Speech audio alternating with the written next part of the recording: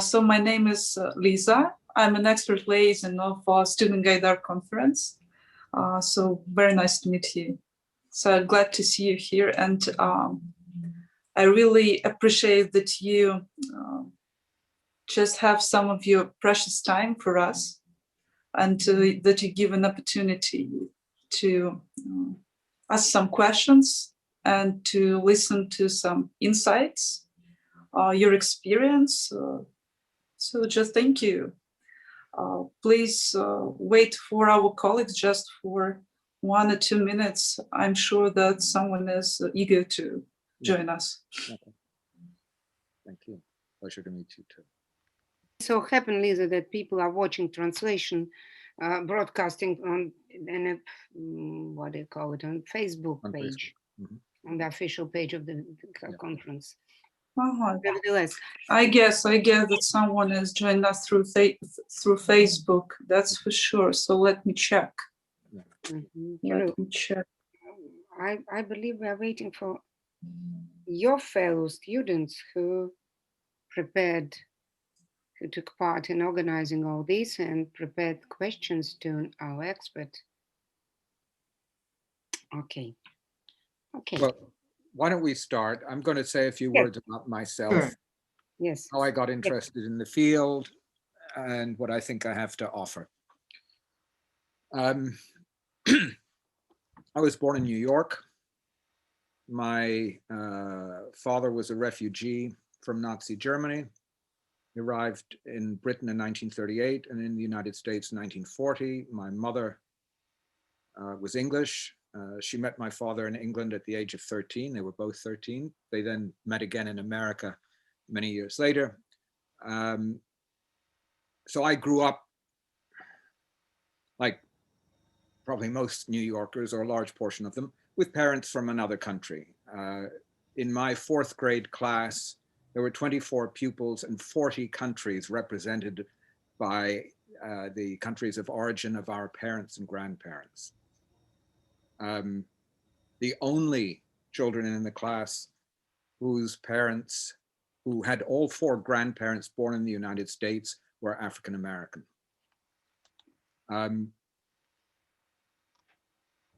Few of the children were actually born abroad. Few of them spoke a second language. We got French as a foreign language in school. I can say now, after more than half a century, that mandatory language has its pluses and minuses. Mandatory language study, children should be given a choice so that they actually have a motivation to learn it. Of the 11 languages that I can communicate in, French is probably the worst, precisely because it was mandatory. I come from a family of artists, my grandfather, my parents, and so I studied art in high school, photography, political science interested me, international relations, not the theoretical aspect, but the practical aspect from the beginning.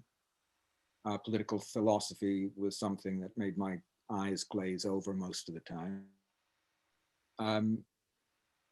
Having parents from Europe, we travel to Europe every few years as a family.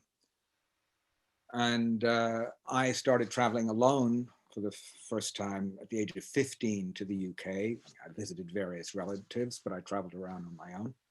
And at the age of 18 to the continent for 6 weeks. I majored in international relations at this City College of New York, which is part of the City University of New York. It's known as an open university.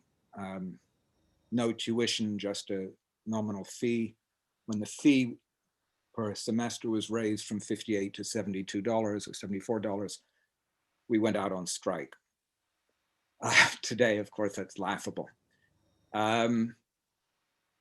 I spent my junior year abroad in London at the School of Slavonic and East European Studies. I had wanted to study Czech history there during that year, but I was told, well, if you don't speak Czech, then you first have to learn Czech. So I spent that year learning Czech.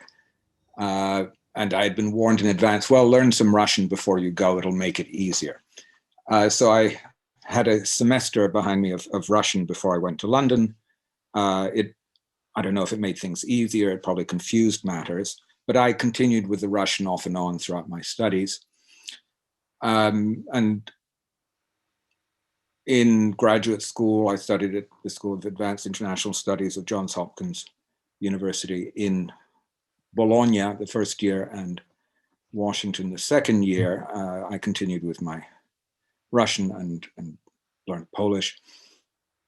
And obviously the international relations aspect was more focused. And my focus was on the Soviet Union, the Soviet bloc. And everyone looked at me, this was in the mid to late 1970s, as, well, what are you going to do with that? What sort of a career? In my final semester in Washington, someone had put up an announcement in the elevator at SAIS that someone would be visiting from the CIA if anyone was interested to explore employment opportunities. And I said to just sign here. And I said to myself, my God, this isn't what I expected. And this, it could be interesting, but I'm certainly not going to sign up my name on an elevator door.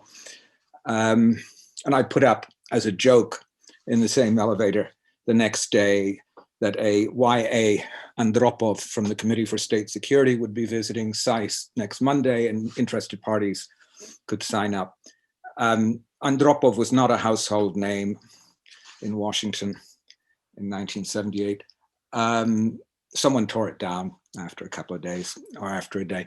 But anyway, I mean, just to say, there was an aspect in studying international relations of, well, there's intelligence, there's missile science and missile diplomacy. Neither of those were things that attracted me, anything that I really wanted to be involved in. I spoke to a number of diplomats at the time while still a student. I spoke to the father of a friend of mine who had been a Time magazine correspondent in Moscow. And when I told him about my career ideas, that I'd like to be a diplomat working in Eastern Europe, he said, oh, so you want to be a bureaucrat? That was one of the most important warnings to me in my life about career. And I've never forgotten it. It's key. I ended up being a journalist. And many of the diplomats, if not most, whom I knew while I was a journalist, were jealous. This was during the Cold War. I had far greater freedom of movement, freedom to see whomever. That's not to say that I was left alone. I was under surveillance, not all of the time and not everywhere, but much of the time. And it was not pleasant, it was very stressful. But I saw elements of life and politics in the Soviet bloc throughout the 1980s that would have been much more difficult to replicate if I had been working as a journalist. Sorry, than if I'd been working as a diplomat. As soon as I finished my studies, when I got my master's in 1978, I applied for a job with Radio Free Europe, Radio Liberty in Munich. And they were very happy with my resume, though I had only the most negligible work experience. They urged me to go visit the Soviet Union on my own, as I'd never been there before, because I would not be able to go while working for the radios, and I would not be able to go for 5 or 10 years after working for the radios. So I went. I borrowed some money from my father. I traveled alone, not with a tourist group. I traveled by train hard class by choice because I wanted to meet real people. And for 17 days, I traveled around the Soviet Union. And I met a lot of real people, and I was invited into homes. And finally, after having studied how the Soviet Union functions, and having studied Russian, I finally saw the reality, or my impression of the reality. And it was an incredibly useful, enriching experience. And it put a lot of things in perspective about that I had studied, not only about the Soviet Union, but about the Soviet Union's East European allies. That job then fell through because of the US budget cuts. Jimmy Carter was president. He decided to cut the entire government budget by 5%, and that applied to government-funded operations, which Radio Free Europe, Radio Liberty was. So that job did not come through just as well. In retrospect, I got a job on Wall Street, which I did not enjoy, for about a year and a half with American International Group, which is or was the world's largest insurance company. A fellow alumnus from SAIS had recommended this place, saying, well, this is international relations on a micro scale. Yes, it was in a sense, but I didn't like the mentality. And the lesson I took away from that was that I did not want to work on Wall Street, and I didn't want to be involved in the private sector in the United States. I found a job then as a business journalist. It's my first journalism job in Vienna with an organization called Business International, which published a weekly called Business Eastern Europe. And I started having to read TASS and the various East European news agencies and papers on a daily basis and writing stories about job opportunities. And this was at the time of embargoes because of Afghanistan, because of Poland. So trade opportunities were few and far between, at least between the US and the Soviet Union. In 1983, I heard about a job opening at Voice of America in Vienna. I went for an interview in Washington with the head of news section of VOA. He was impressed with my resume, with the languages that I knew, foreign languages I knew, and said, well, I'll hire you, but you first have to pass the security clearance, the traditional pravierka. And that took 7 months. I had to justify every night I had spent behind the Iron Curtain, where and with whom. And to my surprise, I got my security clearance and I was hired. When I got to Washington, I was then brought to Washington for 2 months of hands-on training in the newsroom. And before returning to Europe, I had a security briefing from someone who looked at my resume and he said, well, I don't think there's much I can tell you. You probably know a lot more than I do. So just sign here. And there was a stack of papers, the 10 commandments, or maybe there were 12 or 15 for each Soviet bloc country. They were identical. There was one for Yugoslavia, which was different. One commandment, thou shalt not have intimate relations with a citizen of this country, was missing.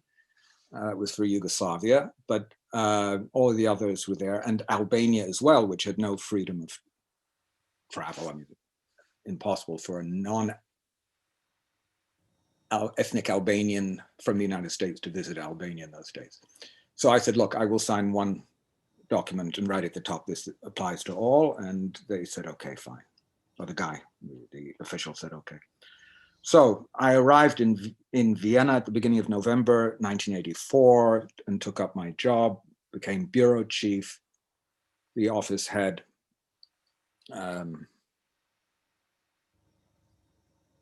Or I hired there was a Polish staffer and an Iraqi.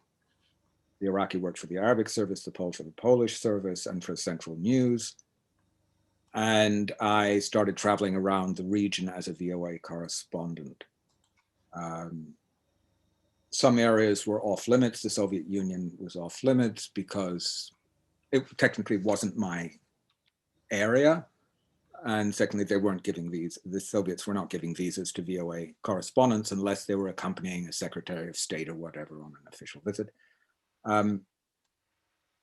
Poland was not allowing VOA in either at the time in the post-martial law period, or actually martial law may still have been in effect when I was hired.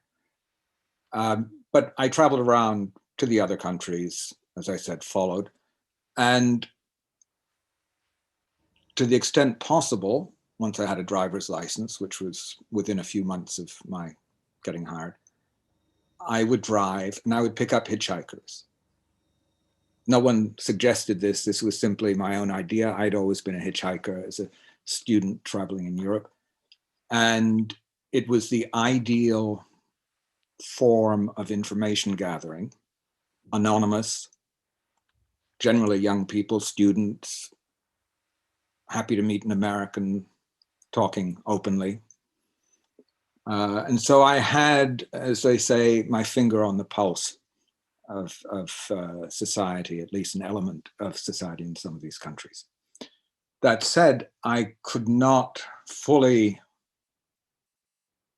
comprehend the degree of agreement, acquiescence with the regime in these various countries. One never knew with whom one had the honor of speaking, genuinely, and one could only guess what would the results be of elections if they were to be held freely, whether the communists would get 10 or 40 or 60%. There was no way of knowing. You only knew the people you knew and the people you picked up on the highway.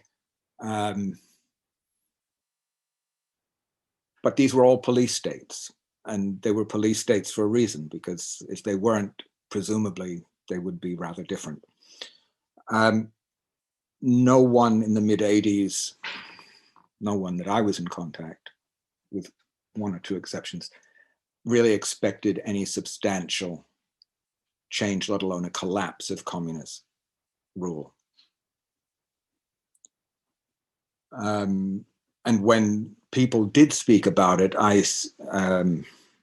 people living in the West or in the East, I was rather skeptical. How's that going to happen? But there was a number of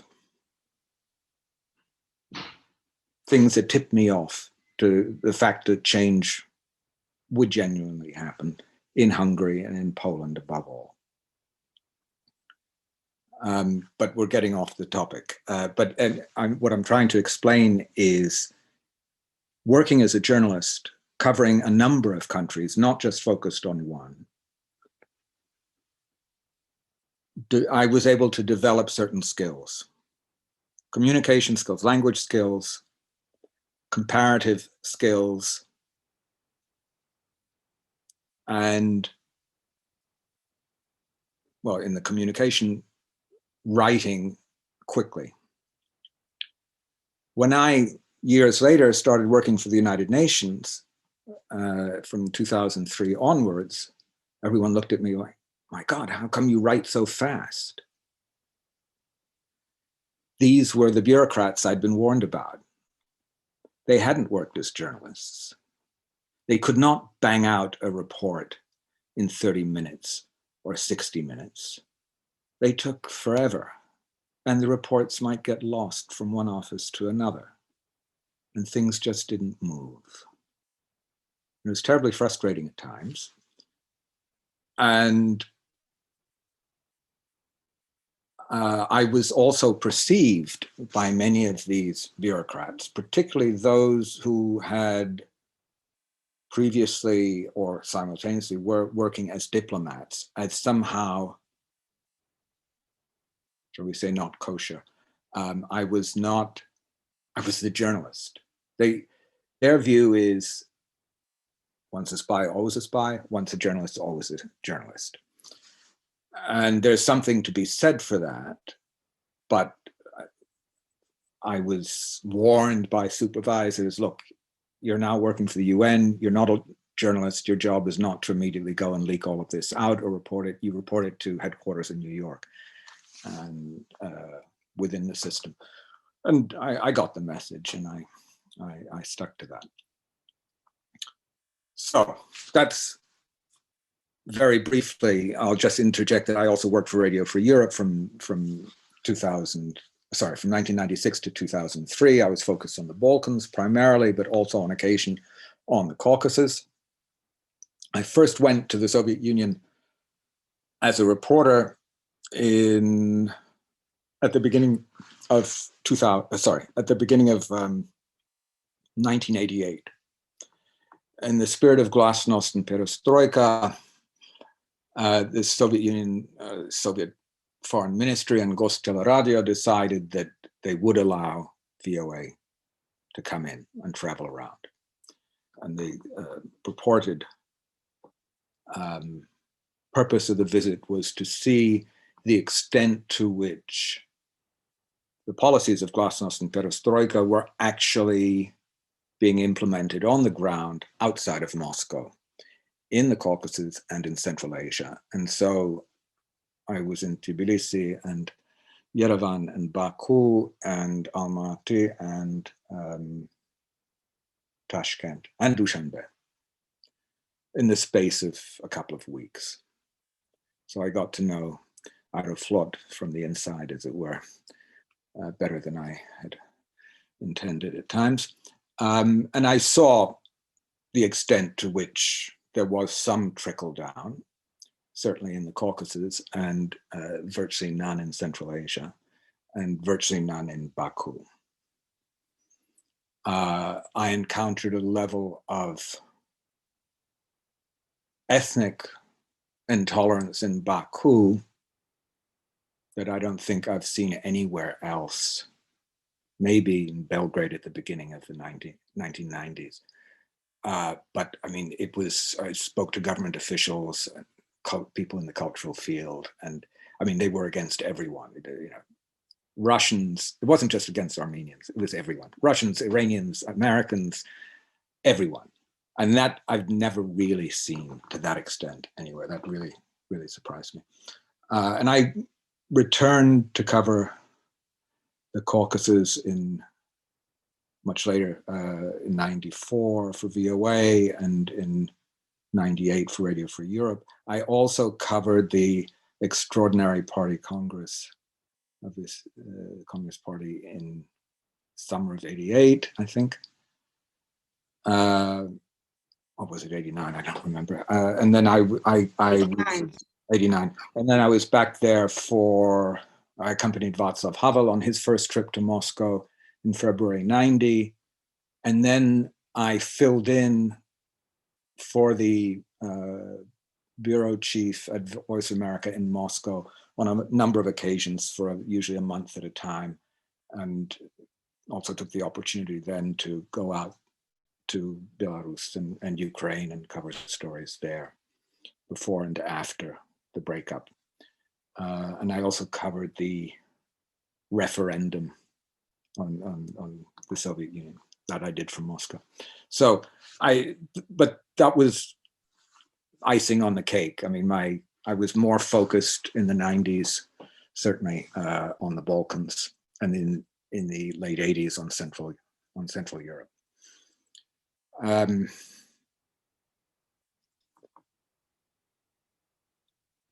International broadcasting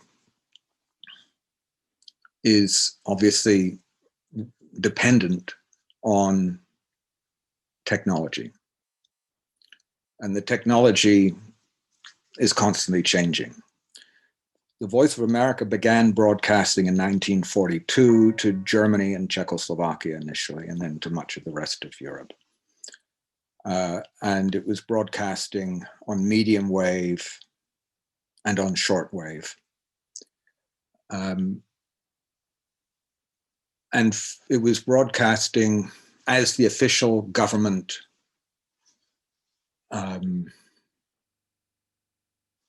government voice, and it's its name, of the United States of America. And so for people living in closed societies with no free access to foreign media, it was something of a lifeline. Some Soviet bloc countries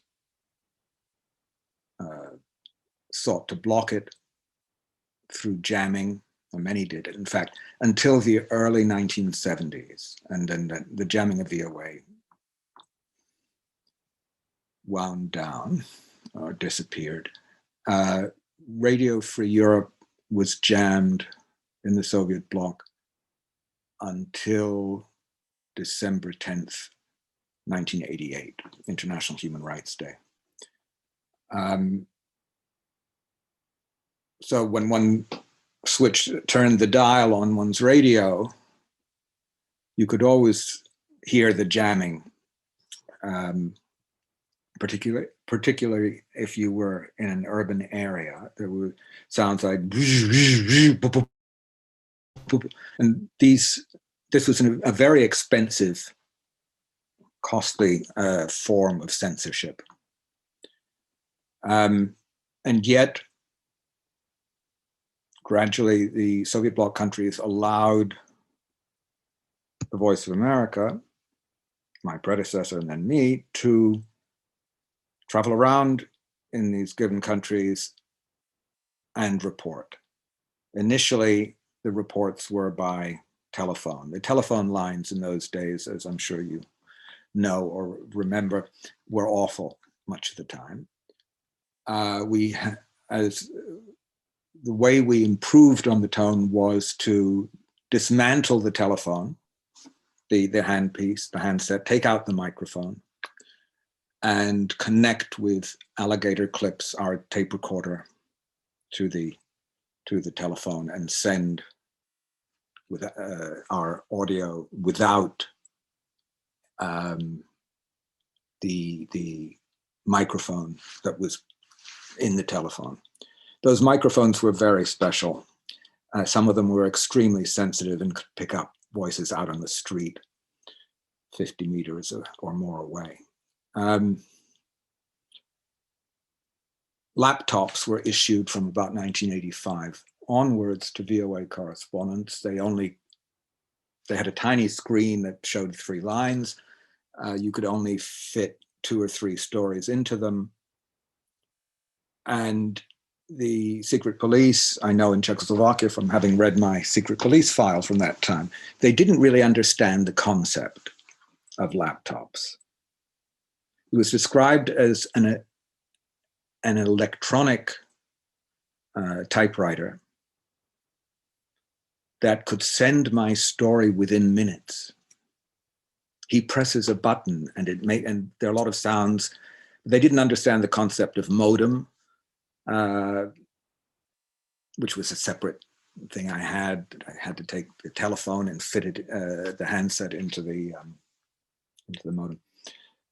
But nevertheless, I was allowed to enter it, enter the country with it and use it. And so, and I wasn't the only one. I mean, BBC had the same technology, Deutsche Welle, and so on. This was all fairly standard. We all had pretty much the same tape recorders in those days, cassette recorders, Sony 5000 cassette recorders, Sennheiser microphones. But the key, and this is not to toot my own horn, but a lesson for all of you. When I started as East Europe correspondent with VOA, I've perceived my primary radio competition to be the BBC. And very quickly, radio listenership of Voice of America in Czechoslovakia went up very steeply. And the BBC's dipped. And it got so bad that the BBC tried to hire me. And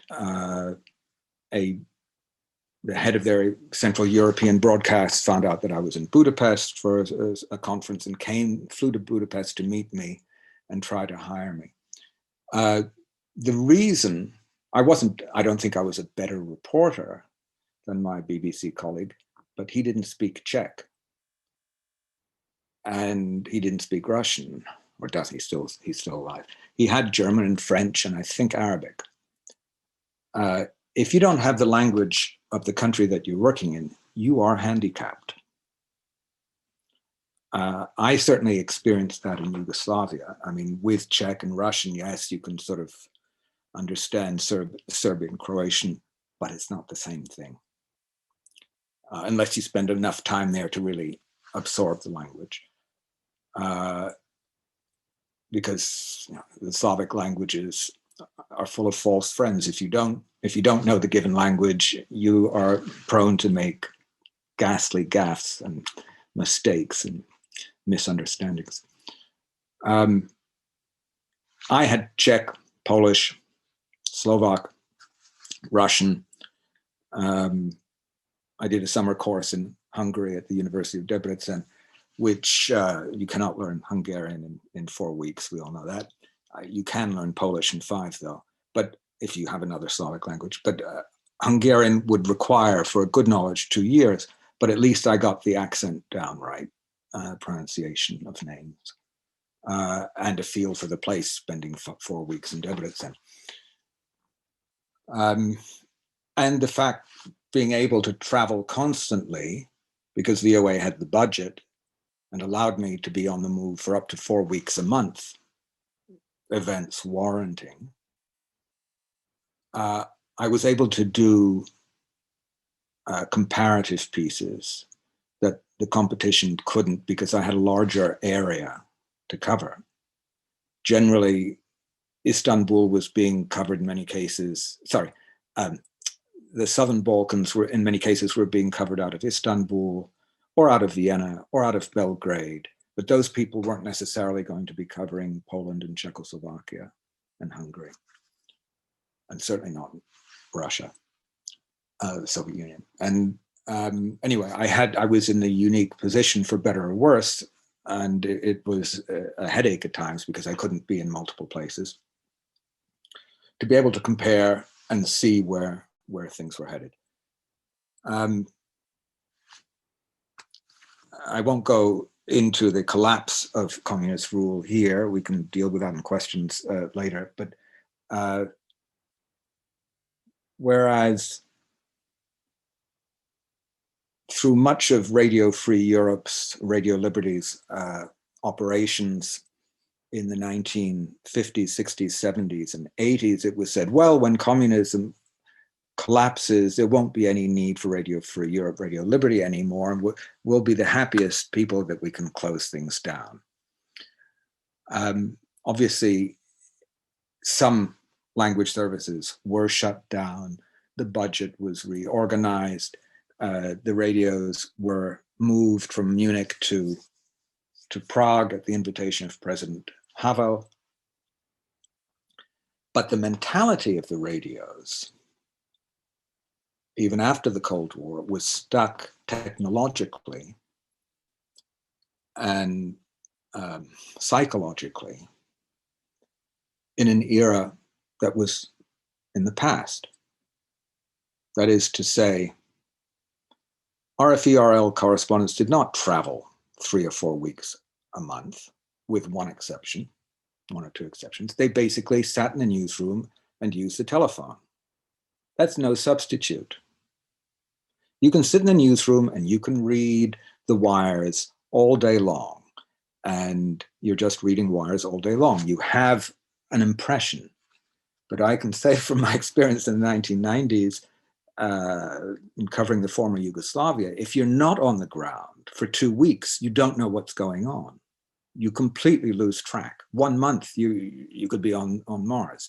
It just, nothing duplicates being there. being engaged and listening and meeting people, making connections at all levels with international police, international monitors, locals, going to the market, whether it's the Chinese market or the local market, seeing during a conflict what people are selling on the street, holding up a pair of shoes. I mean, I thought I was in Warsaw in 1940. It was, and that was Banja Luka in 1993 or whatever, 94. You'll never get that over a telephone call. You have to be there. And it's not enough to watch someone else's television report. You need to experience it yourself. So I had that, as it were, under my belt. So I arrived in Pristina to work for the UN in 2003, having visited Kosovo a number of times from 1986 through 1989, having been a witness to Slobodan Milosevic's speech at Gazimestan on Vidovdan in 1989, when he warned that there were conflicts on the horizon and things could get very bad. Milosevic, by the time I arrived in Kosovo, was out of power. And it was a very different Kosovo than what I had last seen in 1989. There had been a level of apartheid largely imposed by the Milosevic regime, but also actively encouraged by the Kosovo Albanian opposition, in that throughout the 90s, the Albanians in Kosovo refused to use the Yugoslav dinar as a currency, refused to speak Serbian, learned English, at least the young people, by watching MTV. They all had satellite television, or a large portion of them. And so you had two parallel societies living in one tiny province that's probably the size of Podmaskovia. It's a population of 2 million.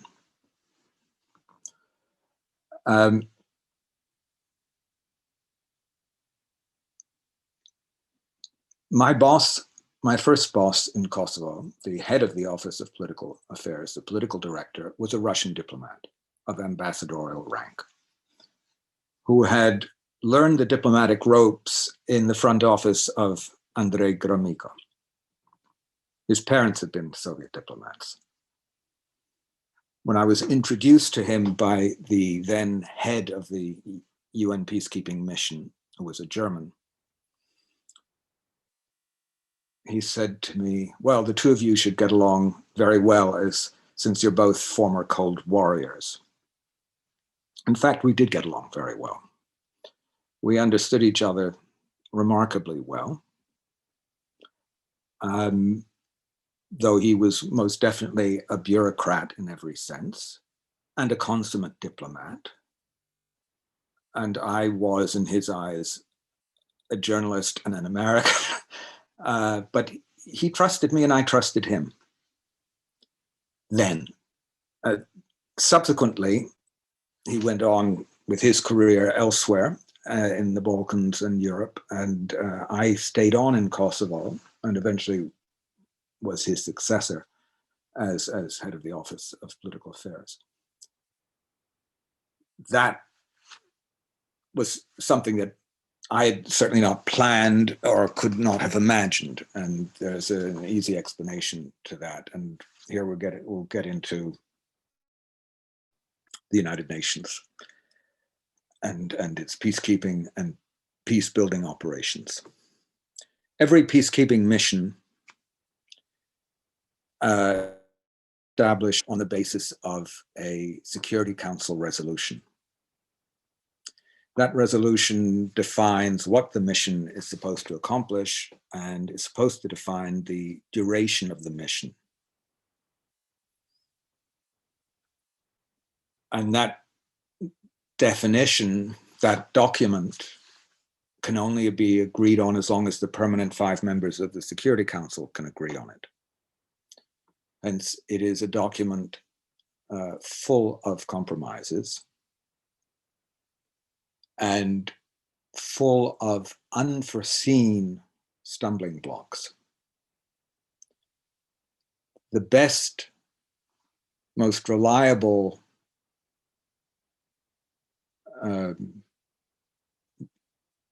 mandates contained in Security Council resolutions are those that are clearly defined with clear timelines. Perfect example would be the UN mission, temporary mission in Eastern Slavonia, which had been Serbian occupied Eastern Croatia, or the UN mission on the Prevlaka Peninsula, which was on the Montenegrin Croatian border. These were very short-term, 1-year missions with an extension for maximum 1 more year. So there was an exit strategy from the beginning, and it was made clear whether these were going to be military observers or political monitoring or what. UNMIK, in contrast, in Kosovo, was a massive, the largest mission to date that the United Nations had ever put together in peacekeeping. 50,000 staff. The majority of them were police officers, followed by soldiers. Civilian, followed by local staff who were interpreting, who had no previous experience as interpreters, but they'd been listening to MTV for 10 years, watching it. And so they had passably good English, or very good English, plus either Serbian or Albanian or both. And the mission had a humanitarian component, a refugee component from under UNHCR. There were 4 pillars. UNHCR for returns of the half the population of Kosovo. Had almost 900,000 people had fled or had been expelled. They needed to come home. Civilian administration, democracy building, that was run by the OSCE, and the economy and economic reconstruction, that was run by the EU.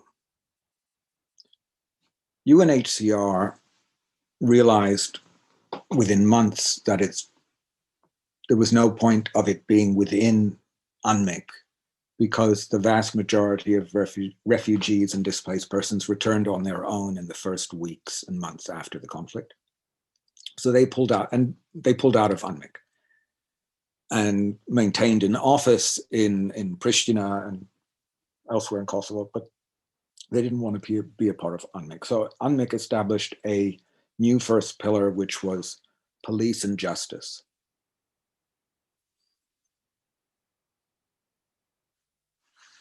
In 2002, 2003, the size of the mission was reduced by 90% to 5,000. Most of the police officers left. Many of the language assistants also were laid off. And in the wake of independence and handover of police and justice to the European Union under ULEX at the end of 2008, a few months after Kosovo's declaration of independence, UNMIK was reduced again in size by 90% to about 500 staff. At the beginning, the big powers were extremely interested in having their people in key posts on the ground in UNMIK. The special representative of the Secretary General and head of the mission would be an EU diplomat, an EU citizen. The deputy head would always be an American. The head of the Office of Political Affairs was a Russian. The head of the Office of Legal Affairs was Maltese, but his deputy was a Russian. The head of the what's it called? The judiciary, DOJ, the Department of Justice within UNMIK was always an American. The head of the first pillar, police and justice, was French. The head of the civil administration was Italian, but he had 2 Russians under him. The head of public affairs was eventually Chinese, though I think initially she'd been Egyptian. There simply wasn't any interest initially among the 5. And then it was given to a Chinese lady.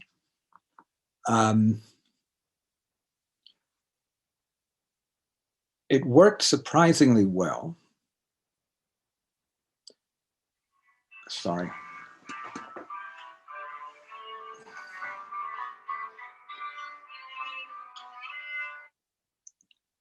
Zavolám vám za pár hodin, mám ten telefonát z Moskvy teď. Jo, prosím. Yeah.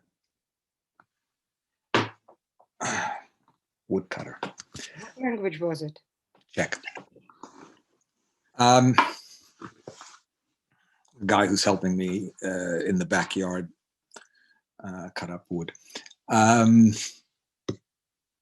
was it? So it worked surprisingly well. But then with the downsizing of the mission and with the establishment of the so-called International Civilian Office, the EU Police and Justice Mission, EULEX, and the UN Special Representative for Kosovo, for peace settlement in Kosovo, Ahtisaari, the former Finnish, Martti Ahtisaari, the former Finnish president, he set up an office in Vienna. At that point, even before Kosovo independence, there was an outflow of senior international managers from UNMIK to these other offices, and not only senior, but also junior, people who saw opportunities if they had the right passport. So some Russians went to Vienna. A lot of Italians and Germans went to EULEX. A lot of Scandinavians went to the International Civilian Office.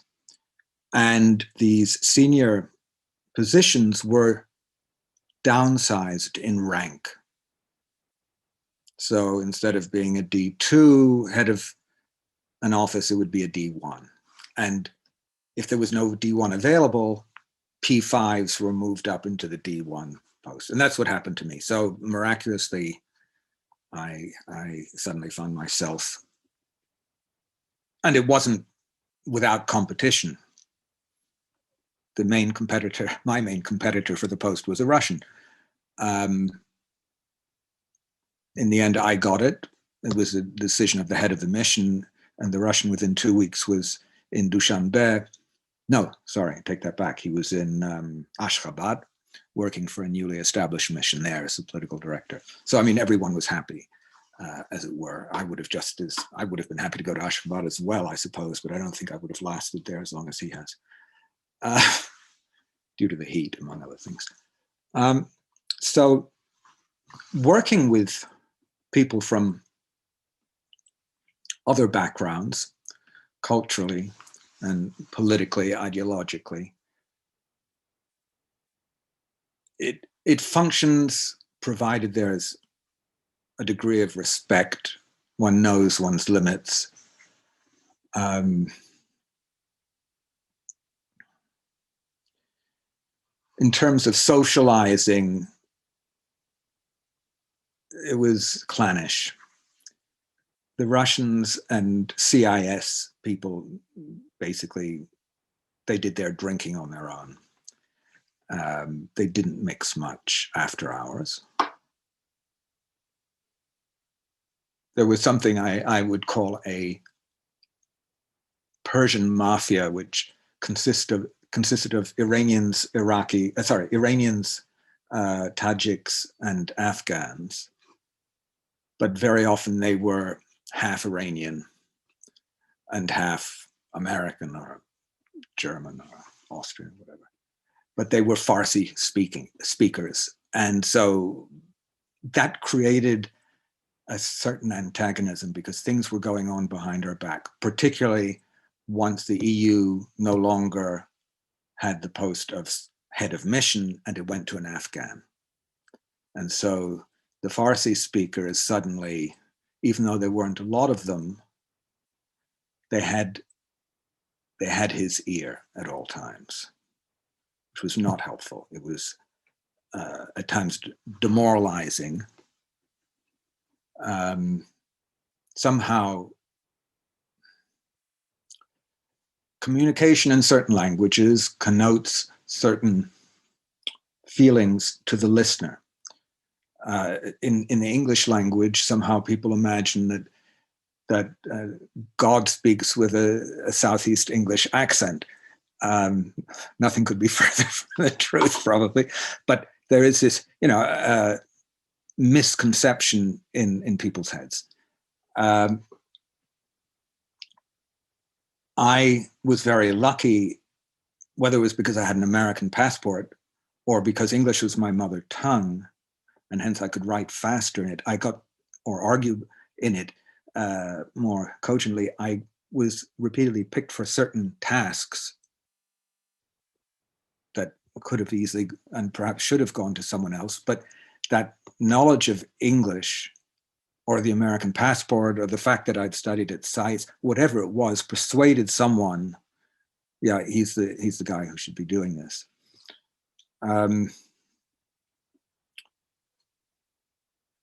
There was also an Ethiopian, Eritrean, I wouldn't quite call it a mafia, but element that was strong in the mission, and it was constructive. They generally kept to themselves, but they were very communicative. Most of them were in the medical unit. Then there was the Scandinavians and the Italians, and depending on who was the head of mission at a given time, yeah, if it was an Italian, then all the Italians started kissing up to the head of the mission. And if it was a Dane or a Finn, then ditto. You had the Scandinavians all doing everything to be able to work in the front office or to accompany the special representative on official trips to Brussels or wherever. Interestingly, yeah, Germany, the US, and the UK took relatively little interest in UNMIK, particularly the US and the UK. Germany lost interest after independence because they handled Kosovo through other offices. But I never had the feeling that I had the full backing and support of the US government. I mean, they were basically indifferent to UNMIK's presence, increasingly so, not at the very beginning, not in the first years, but as independence neared and after independence, the Anglo-US view was that UNMIK has no reason to exist. UNMIK's reason to exist is solely UN Security Council Resolution 1244 of June 1999, which set out that the Security Council should decide after 1 year whether to keep the mission in place, which they did. but there's no end date. And until there is unity among the 5 permanent members of the Security Council, the mission will be there, costing hundreds of millions of dollars. Over the last 22 years, it's cost billions, several billions of dollars.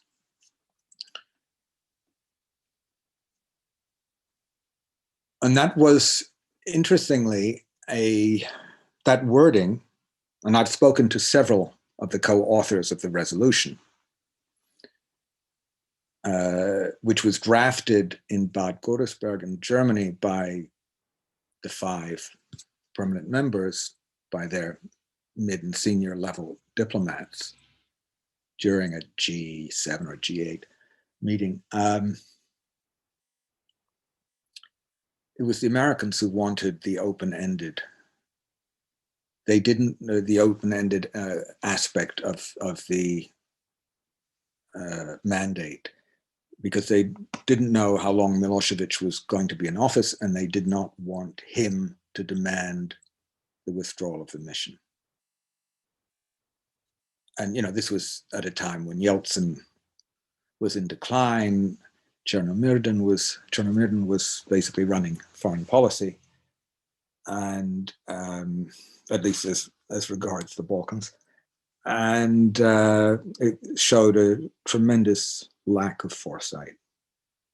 And it's come back to haunt us. And no matter how much the US, the UK, and France and Germany would like to close down on UNMIK, it's there for the foreseeable future. Now, I can give you another example of a mission which was short-lived unintentionally. The UN mission in Nepal, UNMIN, was established to bring peace to Nepal at the tail end of the civil war, the Maoist insurrection. However, the Nepalese government and Beijing and New Delhi were all opposed to the mission staying one day longer than need be, because it was a monitoring mission. And who do you put in a monitoring mission? Military intelligence people. Hence, it was viewed with hostility in Kathmandu, New Delhi, and Beijing. What are these guys up to? They didn't just come to walk in the mountains. What are they reporting back? Are they reporting on us? And because the government in Kathmandu was not really cooperating adequately with the mission, the Security Council decided during a semi-annual review that the mission will be closed down within whatever, 30 days. The great thing about the UN in general in terms of flexibility is that with the experience of almost 70 years in peacekeeping, and with the existence of huge logistics bases around the world, UN logistics bases, the UN can set up a full-fledged peacekeeping or humanitarian mission in days or weeks, or the most a couple of months, with everything required for that mission to function normally. Generators, offices, vehicles, helicopters. That's dependent on, obviously, contributions from member states. And where there's a will, there's a way. The European Union has repeatedly proven itself, due to its inexperience in the field, incapable of putting a mission on the ground in a short amount of time. ULEX had a ULEX planning team on the ground in Pristina for over a year before the mission was able under heavy pressure from all sides to actually say, okay, we're ready, but we can start functioning. But in fact, they never were able to achieve full operational capacity because of lack of cooperation from Belgrade. Above all, they didn't have the vehicles on the ground, because just with the AstraZeneca vaccine or the Pfizer vaccine today, back then the problem was getting vehicles for ULEX staff to drive around in, and the process of seeking bids and awarding contracts for vehicles is so time consuming in the EU, since you also have to have the member states on board, that in the end they had to borrow or purchase used vehicles from the UN in Kosovo and simply paint them blue and over the white, because they couldn't wait another 6 months for cars. So in that sense, the incompetence in ordering the vaccine in sufficient quantities with adequate timelines that the EU has done doesn't surprise me at all. It's a reflection precisely of a lack of experience in large-scale transaction, large-scale ordering of goods. That was apparent already in 2008.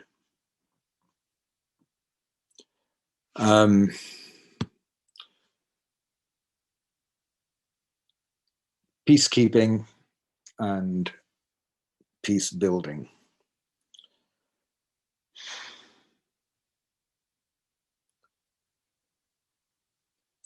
This isn't so much, well, let me be. Peacekeeping is the idea is that you want to bring peace to a conflict and to end a conflict and reestablish peaceful governance, hopefully democratic. Peace building is what you do not in the immediate aftermath of the conflict, but it's more building up the institutions. In the UN, this boils down to whether this is going to be handled by the Office of Political Affairs or the Office of Peacekeeping Affairs. Now, things have changed since I left the UN 4 years ago, and it now has a different name, and it may be under one umbrella. My impression was that the whole concept of peace building, while fine, was within the UN all about the special interests of the Office of the Office of Political Affairs, the Department of Political Affairs, in New York, that they wanted a piece of the action. They wanted to have their own missions, which would mean a bigger budget, more people, more power.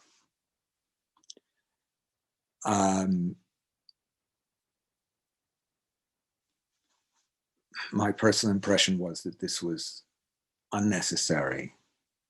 They were going into a business that they were inadequately experienced in. And while it's useful to obviously always to have a political insight into something, there are not many places that really require a political mission, and that peace building is a part of peacekeeping. By definition, it's peacekeeping. So, and the definition that it's only in the immediate aftermath that it's peacekeeping, that's the Department of Political Affairs definition, not the Department of Peacekeeping's definition.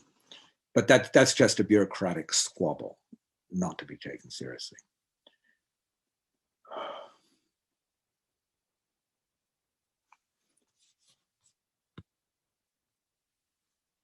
Mandate versus changing realities on the ground and in the Security Council. Well, I think I covered that in Nepal and Kosovo. The mandate is the be-all and end-all. If the mandate is inadequately defined at the beginning without a clear timeline, the mission is doomed in a way. Missions have various lifespans. At any one time, there can be 17 or 18 missions worldwide. And every year, there are a couple of new ones and a couple being shut down. There's no interest in the Security Council among the Permanent Five, or let alone the other members, of there being 30 or 40 missions. Because where's the money going to come from? Given who's contributing to the UN, there's only a certain amount of money to go around. So these missions have to be genuinely warranted. There has to be a strong sense within the Security Council that this mission will make a difference.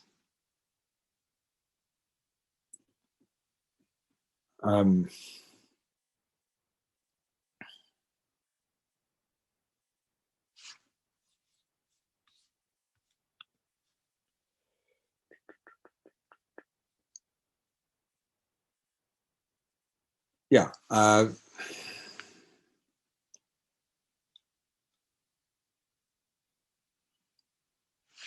Mandates do not rarely foresee or never foresee the likelihood that over time things will change on the ground.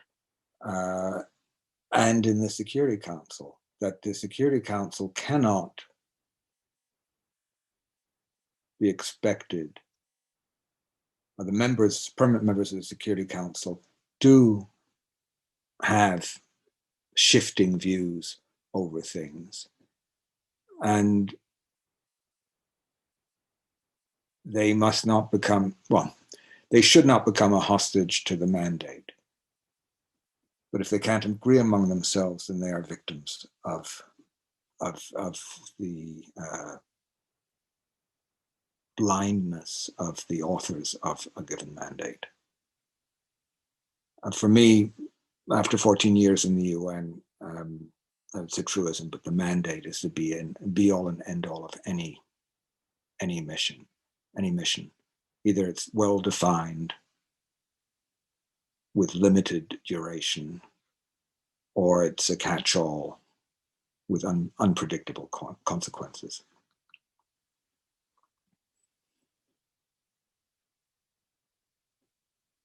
Interestingly, there have been missions where, because of the opposition of a single member of the Security Council, the mission had to be shut down. For instance, there was a monitoring mission in what was known as the former Yugoslav Republic of Macedonia, along the border between Macedonia and Serbia with Kosovo.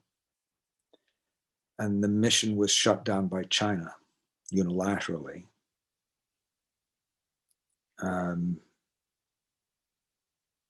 Because Skopje had opened diplomatic relations with Taipei, Macedonia with Taiwan, and that was enough for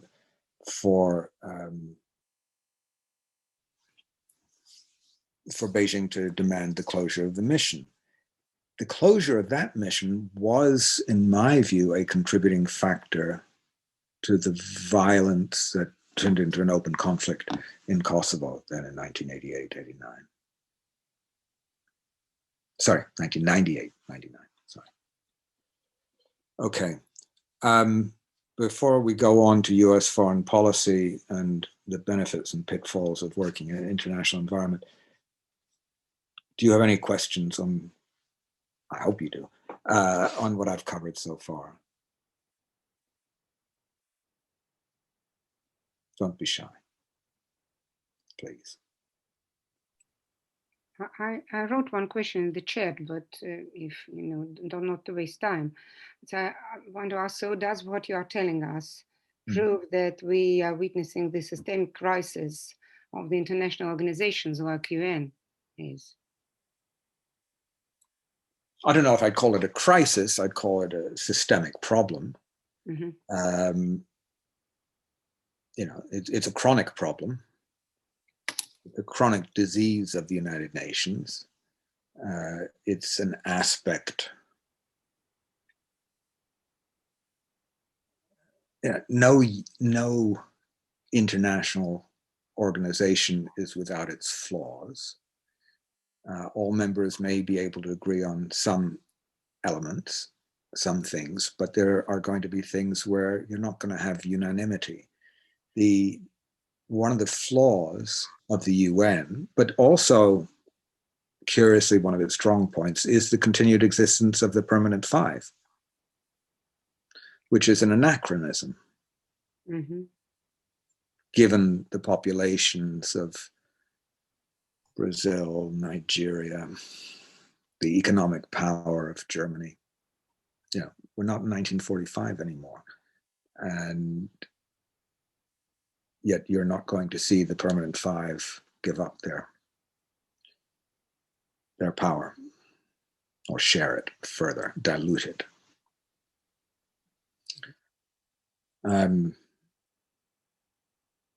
Ditto contributions. The United States contributes a huge amount, and you get Trump who starts cutting left and right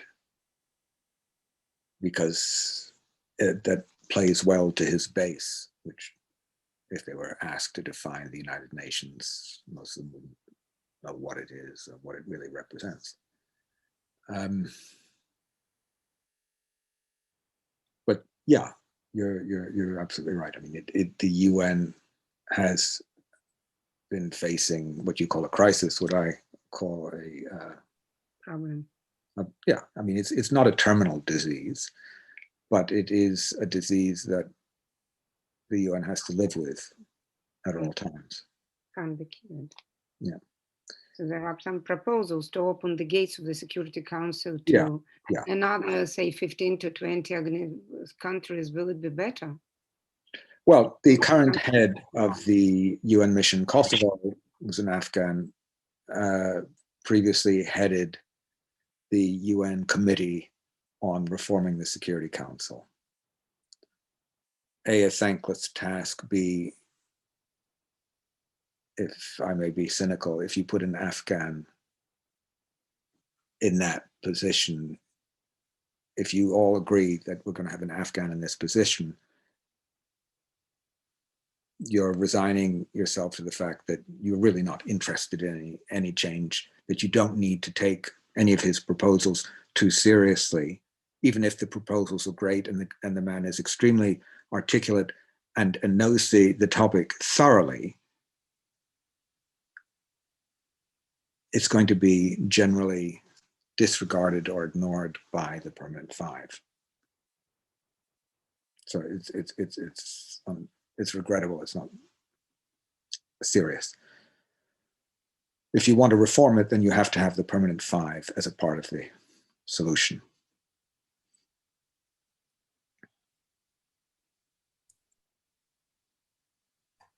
Yeah, to make decisions. Yeah.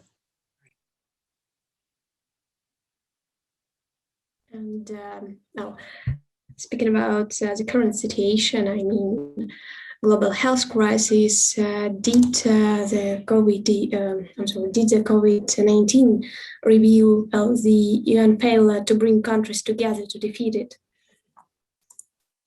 To be perfectly honest, I don't know, because I retired from the UN 4 years ago. WHO, the World Health Organization, has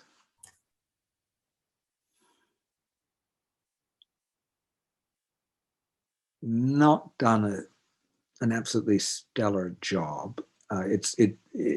In dealing with it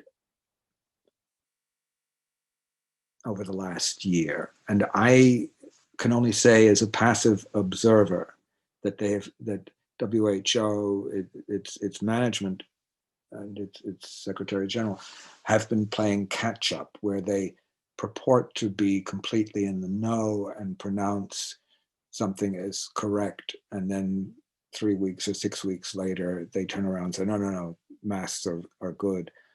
First having said that, no, they're not. They were too often basing themselves on previous experience with other forms of less virulent pandemics, which were more regionally focused. There was no evil intent, but it raises questions about competence and how long these bureaucrats had been out of the laboratory and sitting in cubicles. So I found their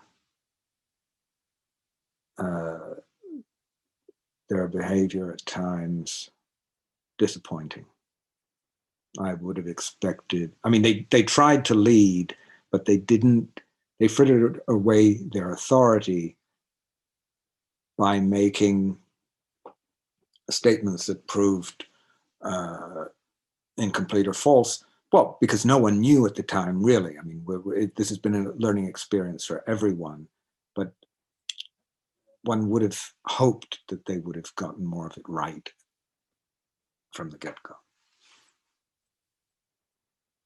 But the other point, what I can say, what I have learned, is that, I mean, the UN peacekeeping mission in Kosovo, everyone's working from home. And ditto in Congo, DRC.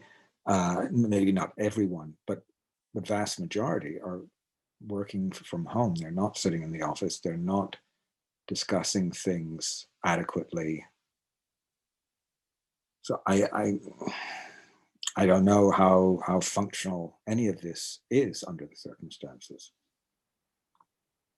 Not on the ground. Yeah. If you're not on the ground, then how can you know what's going on? And just, relying on the local media or relying on your press department's inadequate translation of their selection of the local media is wholly inadequate. You need to be meeting people. And this is why my career was successful. I arrived in Kosovo having contacts, having already interviewed Ibrahim Rugova a number of times in previous years, and other Kosovo officials, cultural figures, etc., having contacts, having some language knowledge, which I then further increased, being able to go and monitor sessions of parliament or sessions even of the government on occasion. That made the difference. If you have an insight into what's going on, if you're only reading press reviews, who's interested? You can pack your bags and go to another mission after 2 years. I was supposed to go to another mission in Sudan after 2 years. I was told, you should report to Khartoum in 6 weeks or 4 weeks or whatever. And I went to my boss, the head of the mission at the time, and he said, no way. And, you're staying right where you are. And I was thankful. I mean, I'd like to see Khartoum someday, but not as a peacekeeper. Anyway. Can I ask you something? Maybe it's a bit of a far-fetched question, but who's asking? Sorry. If the Sorry? Who is asking? Sokolov Nikolai. I'm just having some troubles with the video right now, and I can't really boot it up properly. I'm sorry. No problem. Maybe it's a far-fetched question, but do you think if the UN, in a sense, falls further into being incompetent and not solving some issues properly, do you think some competition can arise, or it's improbable in the near future at least? Of course, and it's actually in the UN's interest that regional organizations take a greater role, whether it's the EU or the African Union or other organizations, Latin America or elsewhere. But let's not forget something, and this is crucial. International organizations, and the UN is a prime example, are organizations of their member states. That the decisions, not only on finance, not only on personnel, but everything is dependent on the member states. So if the member states don't want something to be done, something to be achieved, if they're interested in maintaining the status quo because they're afraid of any change for whatever reason, then that's the way it's going to be. You can't do anything about it. I mean, I was asked by one or two American diplomats fairly early in my term in Kosovo. They started, this was over lunch, why do you have such a weak Secretary General Ban Ki-moon? And I said, excuse me, who put him there? You wanted someone you could push around that was fine with Moscow and Beijing, so you've got him. So don't complain. Ask your bosses in Washington why they wanted someone like that. Okay, he had been foreign minister. He had his heart in the right place, but not all that impressive. He was subject to manipulation by all sides. Unlike Kofi Annan, who was not a diplomat, but rose up in the ranks in the UN from the bottom as a P1, P2, P3, all the way up, head of Department of Peacekeeping Affairs, and then Secretary General. And he was a humanitarian, and it made a big difference. This is a point I have neglected to mention so far. The difference between humanitarian leaders, military leaders, and political leaders in UN missions. It was exactly Kofi Annan who, in seeking the right person for the right time to run the mission in Kosovo, went from a humanitarian to a former defense minister, to a former national security advisor, to the German chancellor, to a former prime minister of Finland, to a German diplomat.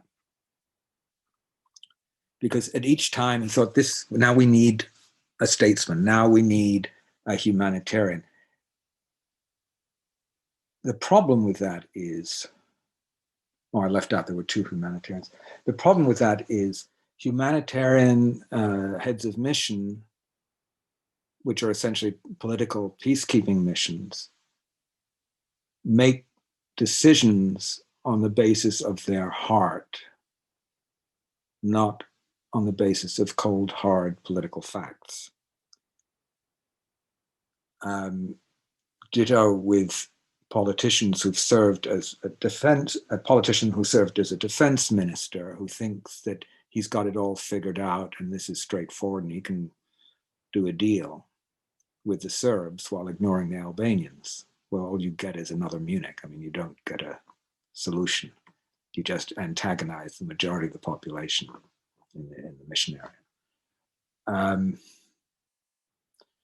So the choice was more often than not bad in retrospect. And it proved to doom the careers of at least half these mission heads, because they were in over their heads. They were not adequately prepared in terms of experience and Weltanschauung to deal with the problems that they then encountered. That was, for me, one of the big lessons of my 14 years in the mission. And I worked under five mission heads.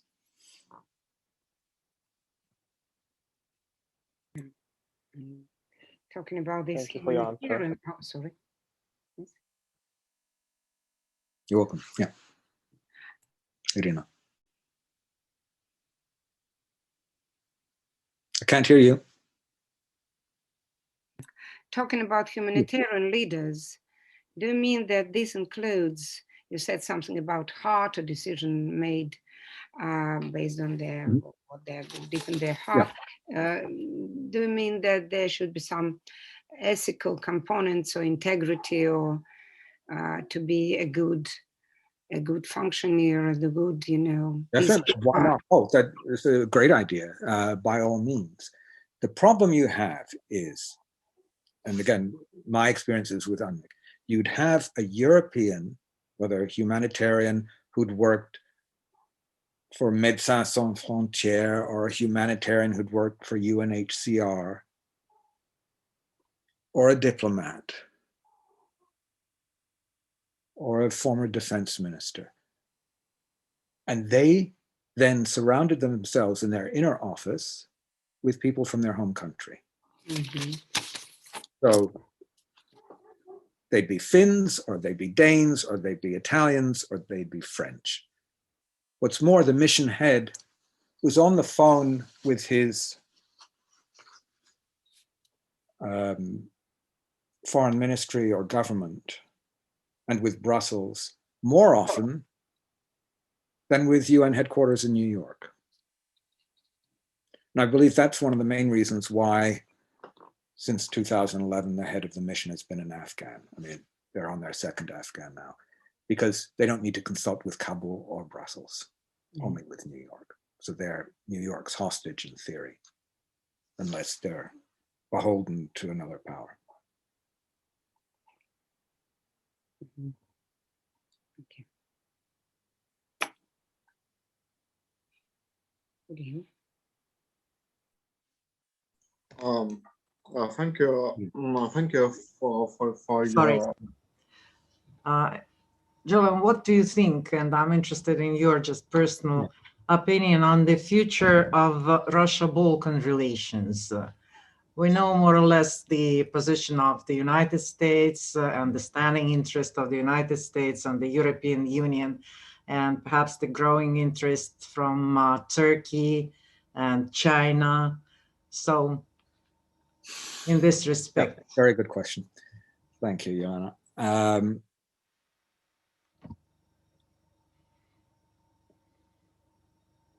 In 2003, June 30th,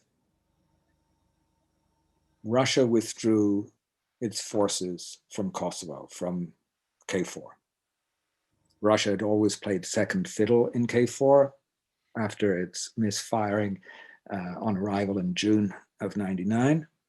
And the official explanation from MID and from the Kremlin was that, well, Kosovo isn't really in Russia's sphere of interest.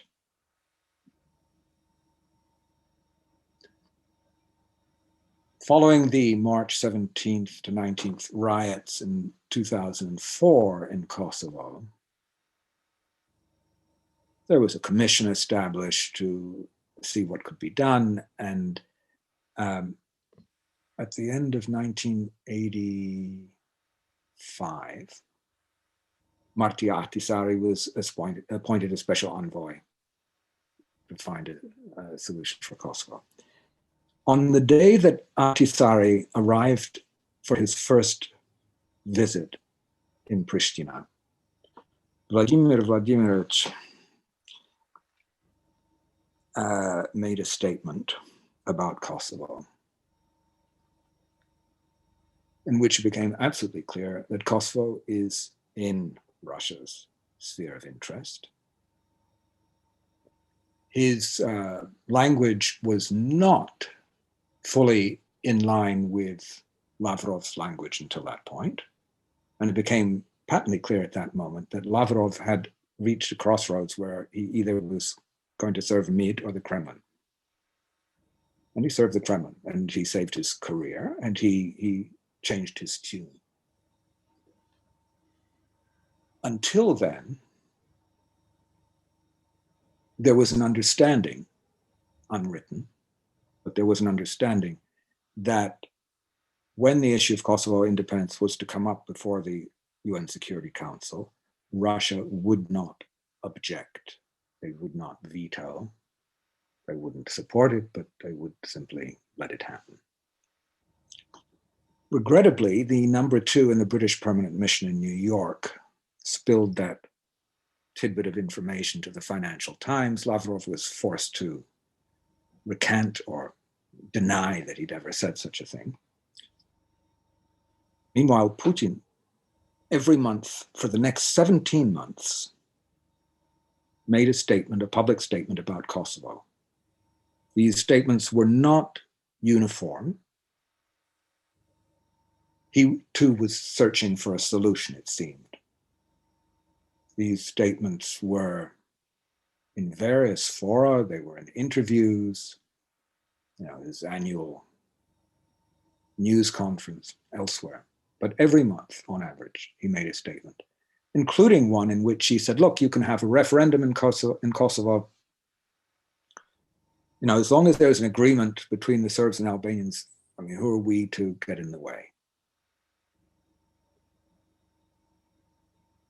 Gazprom even tried to make an offer to build a pipeline, a branch pipeline, across Kosovo, from Niš in Serbia, across Albania, under the Adriatic to Italy. There was no interest. The Americans were against it. They were calling the shots in this case because there was no head of the mission. The number 2 was in charge. So, the meeting with Gazprom went nowhere. And George Bush Jr. was president at the time during these 17 months. And he repeatedly, during his one-on-one meetings with Putin, asked the Russian president to desist from talking about Kosovo in public. But this was not helpful. Putin's initial response was, oh, look, the sky is blue, there are birds outside. Eventually, at a G8 in Germany, at a beach resort on the Baltic, Putin got the message, and he no longer made statements on Kosovo. And his statements, I would add, while they were not uniform, on occasion and increasingly, he spoke about danger for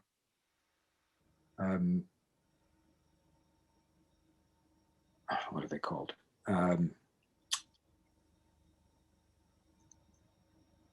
Sorry, the phrase has just escaped me. Basically, conflicts that drag on without end, and that if Kosovo were to become independent, this could be a destabilizing element in Transnistria, in Nagorno-Karabakh, I can't remember all the other places he mentioned. He even mentioned Crimea, which was a warning shot, and which a colleague, a Russian colleague, and I noticed at the time. But we assumed he was talking about the Russian naval bases, that a deal had to be made there. Putin was looking for a quid pro quo of some sort. What's in it for me? What's in it for us? If you want Kosovo, then let's strike a deal. On the other hand, he went ahead in 2005 in Abkhazia and South Ossetia after saber rattling for months and simply allowed Abkhazia to secede and South Ossetia to be annexed. He subsequently, I neglect to say, when he withdrew troops from KFOR in direct contravention of an understanding with the UN, the facilities that the Russian soldiers had occupied, had used as bases, schools, factories, if they were in ethnic Serbian towns, they were handed over to the local Serb authorities rather than to the UN, which deeply angered the UN because they felt betrayed, that they had an understanding that was ignored.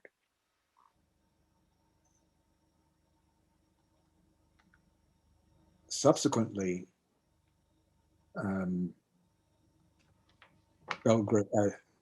Moscow was very supportive of the Serbian community in Kosovo.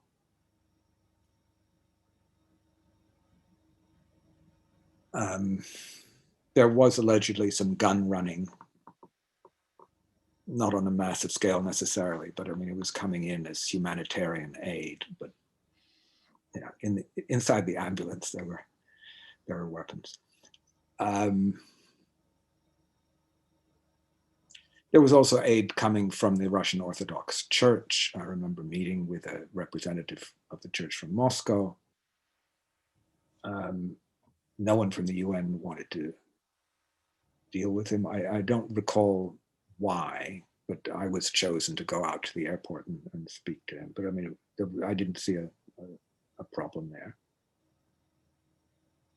And then Russia went ahead with Belgrade and put together some sort of a logistics base at Niš Airport. And that has, if it's, as Shoigu said at the time, you know, purely humanitarian, well, fine. I don't know. I haven't been to Niš for many years. I haven't been to the airport. And so I only follow what I've seen in the media. But it's somehow discomforting. On the other hand, Camp Bonsteel, which was the main US base in Kosovo, is a shadow of its former self. It doesn't have a runway, maximum use of a few helicopters. It's large, but it's not an airport. And so to compare the two is sort of apples and oranges. But you know, one has to assume that under the circumstances, granted, Shoigu at the time was not defense minister, he was, you know, he had a more humanitarian emergency operations minister, whatever function. That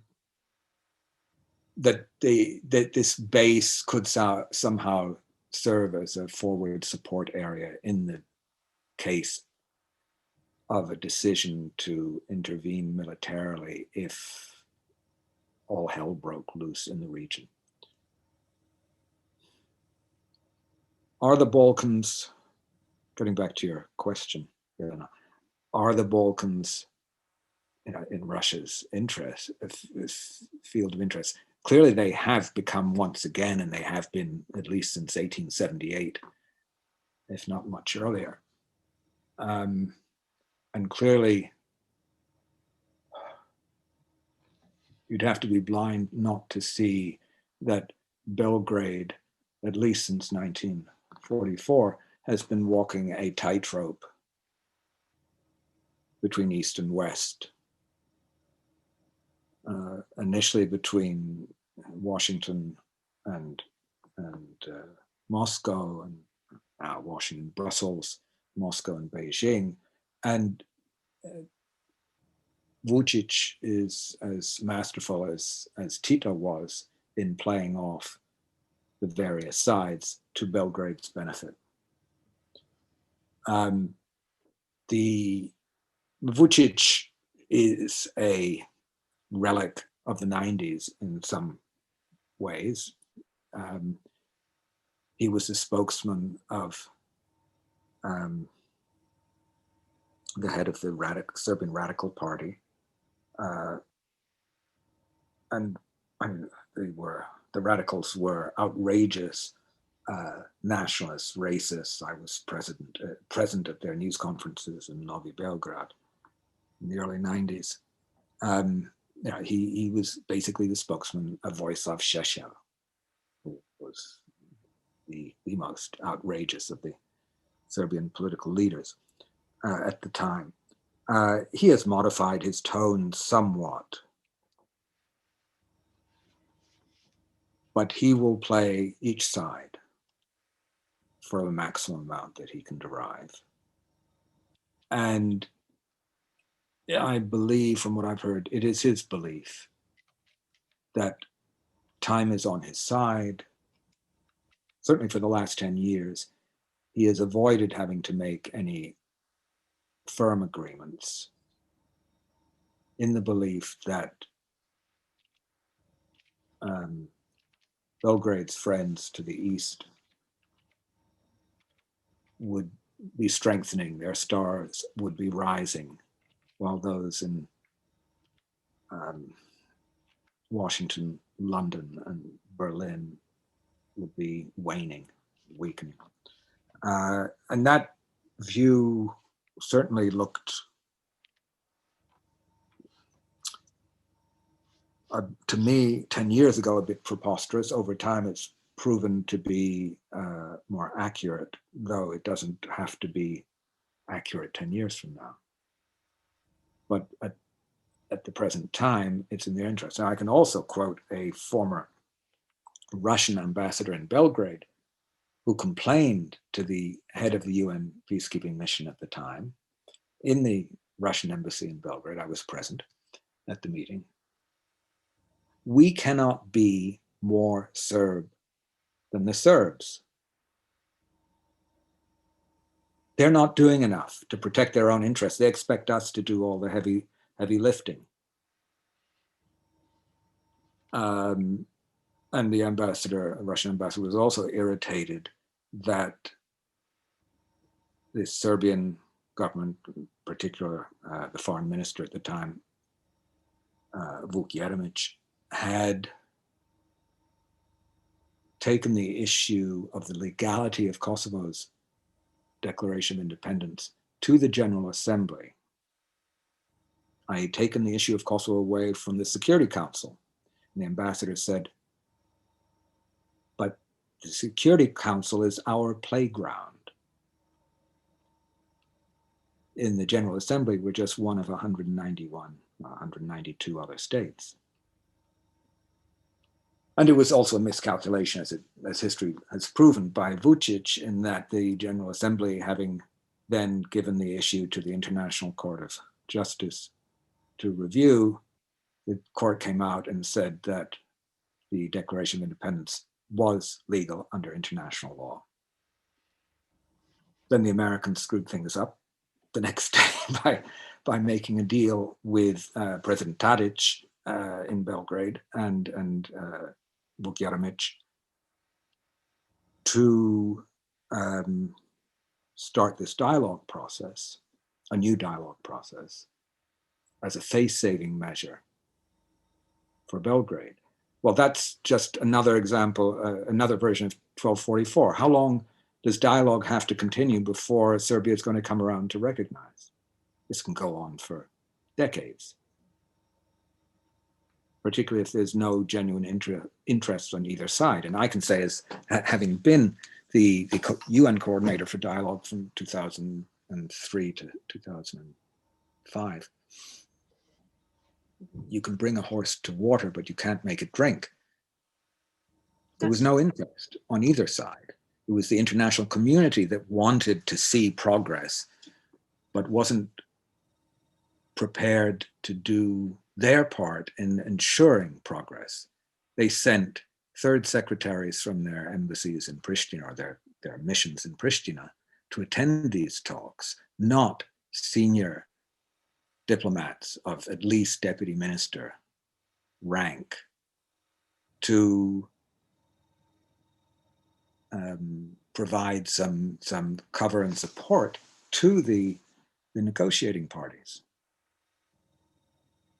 So it was a farce. Thank you very much. Thank you very much for your exhaustive and very sincere answer. Thank you. Anybody else wants to ask any question? Mr.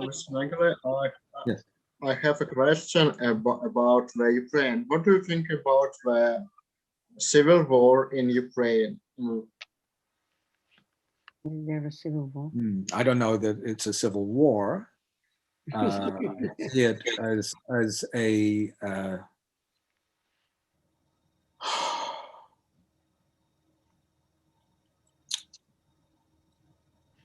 it's an attempt by the Putin administration to undermine Ukraine,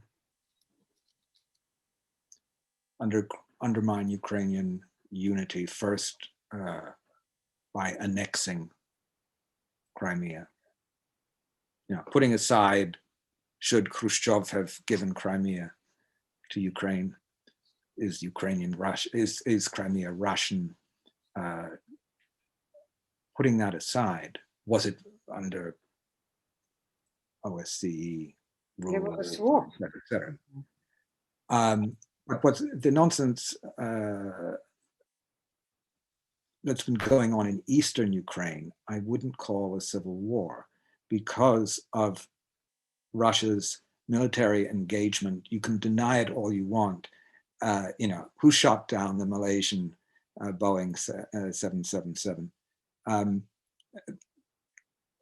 I'm not only talking about who pulled the trigger on the anti-aircraft gun, but who provided it, where did it come from? All of this has been documented. So it's not a civil war. It's an attempt at destabilization, and it's not helpful to Russia, and it's not helpful to Ukraine, and it violates, obviously, the UN Charter. UN Charter.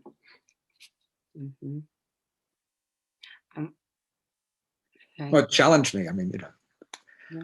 I'm welcome to. I'm happy to discuss this further. Kirill. And according to your point of view, it will be finished something similar with like war in the former Yugoslavia. No, not comparable. No, not at all. Not comparable at all.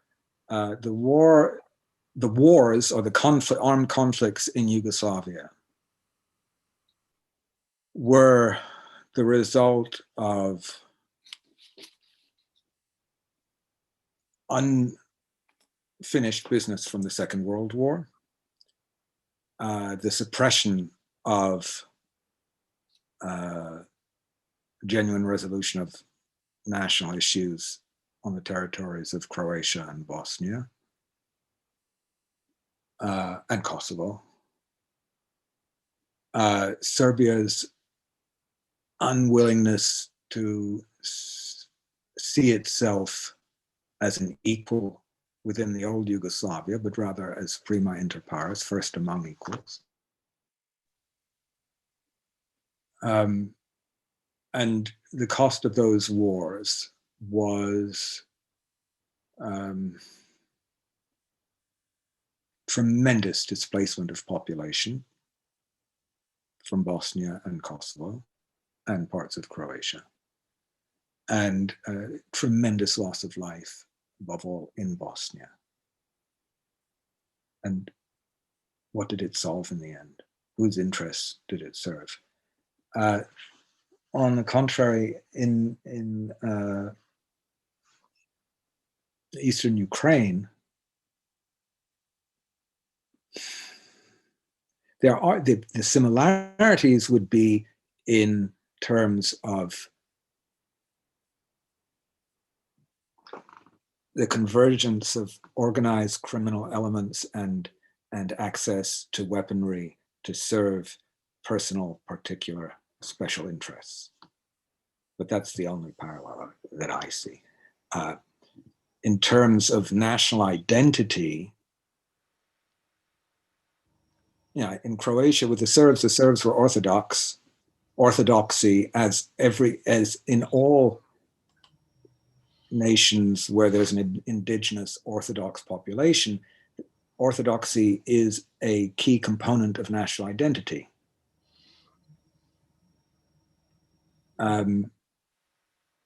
That's not the issue in eastern Ukraine.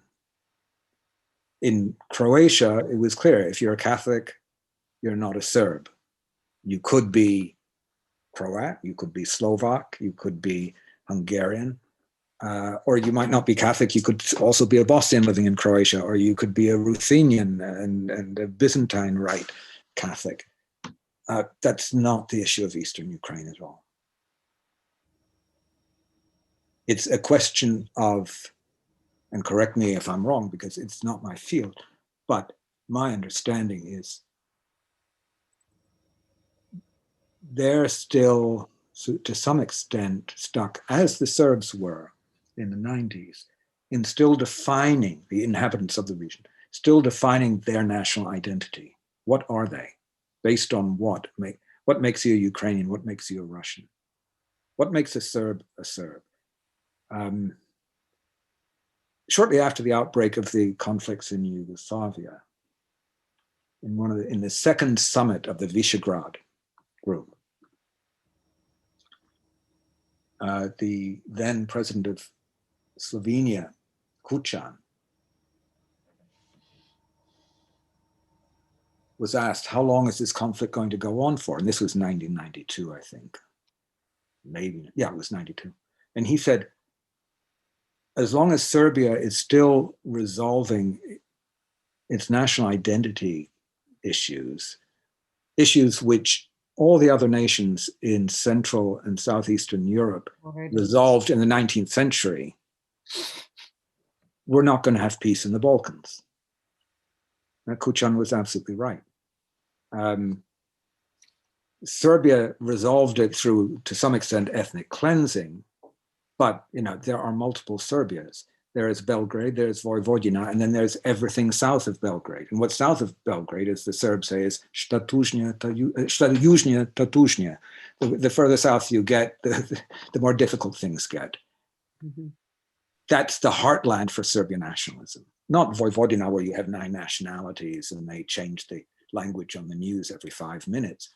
But in the south, where you have insignificant minorities and a majority that's raised on ultranationalism, 19th century nationalist poetry that they somehow connote as being a perfect description of contemporary ethnic relations in Kosovo or Bosnia. So, what makes a Ukrainian or a Russian in Eastern Ukraine? It's much like asking what makes a Macedonian or a Bulgarian in southwestern Bulgaria. I have said in the past, what makes a Macedonian is whatever his parents tell him he is, or she is. And I suspect it's not much different in Eastern Ukraine. Mm-hmm. We're talking about clans, clanism, tribalism. Tribalism, yes, absolutely. Tribalism. May I ask?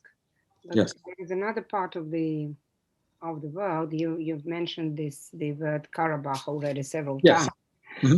I wanted you to ask you to comment on what has happened recently, last autumn and this winter in Karabakh, just before this so-called peace treaty or whatever, seizure or whatever. What can you comment? How long? All the same question. How long will it is going to last? Mm-hmm. How long? And what will the end be? And who are the the actors, and who like I say, in childhood, who started it, and who win what is who started like most things. It was Josef Vissarionovich. Yes, absolutely. Okay, if he was a Mengelian, he decided to draw borders on maps again through divide and rule, and put Karabakh, which was overwhelmingly Nagorno-Karabakh, which was overwhelmingly Armenian, completely surrounded by Azerbaijan, which was a recipe for disaster. I was in Yerevan and Baku in February 1988 by chance. I mean, I never heard of Karabakh when I went there. And suddenly I was being told by Parvir Ayrikyan in Yerevan and by various bosses in Baku that this was the most important thing in the world at the moment, and this had to be resolved one way or another.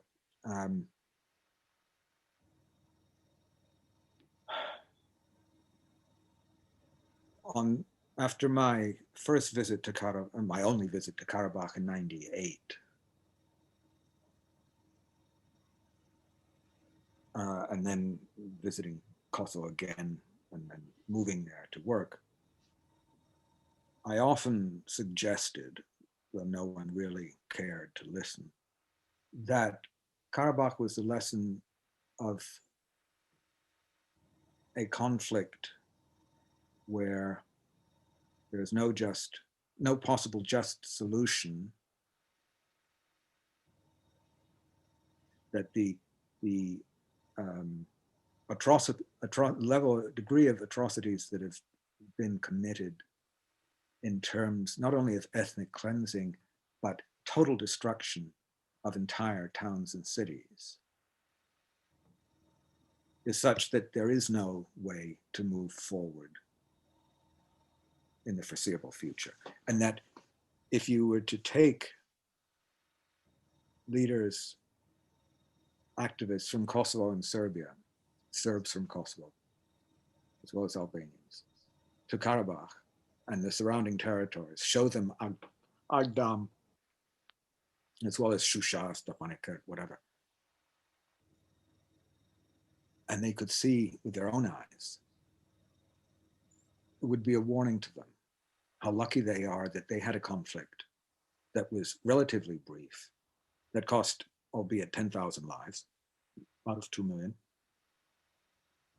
with another, 15,000 missing. I don't have the exact figure in my head anymore. And that the problems are solvable in the Balkans, whereas in Karabakh, it's a zero-sum game. Either one side is going to be running things or the other. Visiting Karabakh, I was convinced that this was an untenable situation that the Armenians there had brought upon themselves. And that it was only a matter of time before the Azeri military, with Turkey's backing, had the strength to take matters into their own hands. And in the end, it would be up to Yerevan and its Russian ally whether they could actually rebuff this. The Armenian leader Pashinyan made the cardinal error last summer of going to Stepanakert. That was a red flag, like to a bull. And that set off an emotional tide in Azerbaijan that resulted in the Azeri army, while well equipped, though ill-trained, being capable of occupying a sizable portion of Karabakh, of Nagorno-Karabakh, and regaining much of the surrounding territory. I was not surprised. I discussed it with an acquaintance whose husband is a diplomat in Yerevan, and they had previously been in Kosovo, and they were here shortly after the Azeri military operation began. And I said to them, look, don't have any illusions. Armenia is unlikely at this stage to be able to save itself. Pashinyan might have his heart in the right place politically, but he was irresponsible in playing the national card at home without understanding the international ramifications. And I mean, I've seen the same thing in Kosovo over and over again, particularly in my first years in Kosovo, where things would be said in Belgrade or in Pristina without any care for what impact those words would have on the other side. How it would be seen. It was all about grandstanding. Mm-hmm. Thanks. And why? So when in the course of this conflict, when sort of Armenia and other parties lamented, saying Putin didn't act in the spirit of this agreement on communal common safety or security and safety of some, and he said, "Oh, it's because the official Yerevan did recognized Karabakh, and so why didn't they, or hadn't? Why didn't the Was Russians it at all possible at any stage for Armenia, for Yerevan to recognize the unrecognized Republic of Karabakh?" Armenia was the only country that recognized Karabakh. Recognized, but yeah, they recognized. But what then Putin meant? What did he mean when he said? Oh, I don't think I think that he was just talking gibberish. That's just an excuse. I see, just misleading. Yeah. The fact is, I don't know. I mean, look, I'm retired, and even before at the UN, No, it's not privilege to diplomatic correspondence. But I would imagine that Pashinyan, being Western-oriented, pro-Europe, of course, delayed to the last possible moment any sort of appeal to Moscow. Yeah. Okay. And he missed the boat. Mm-hmm. But in the end, it looked like he did. Yeah, he missed the boat. Yeah. But that was apparent to me. I mean, I don't know what his background. I don't know enough. It's not something that I follow on a day-to-day basis. Except at that point, I was following it closely for a few days.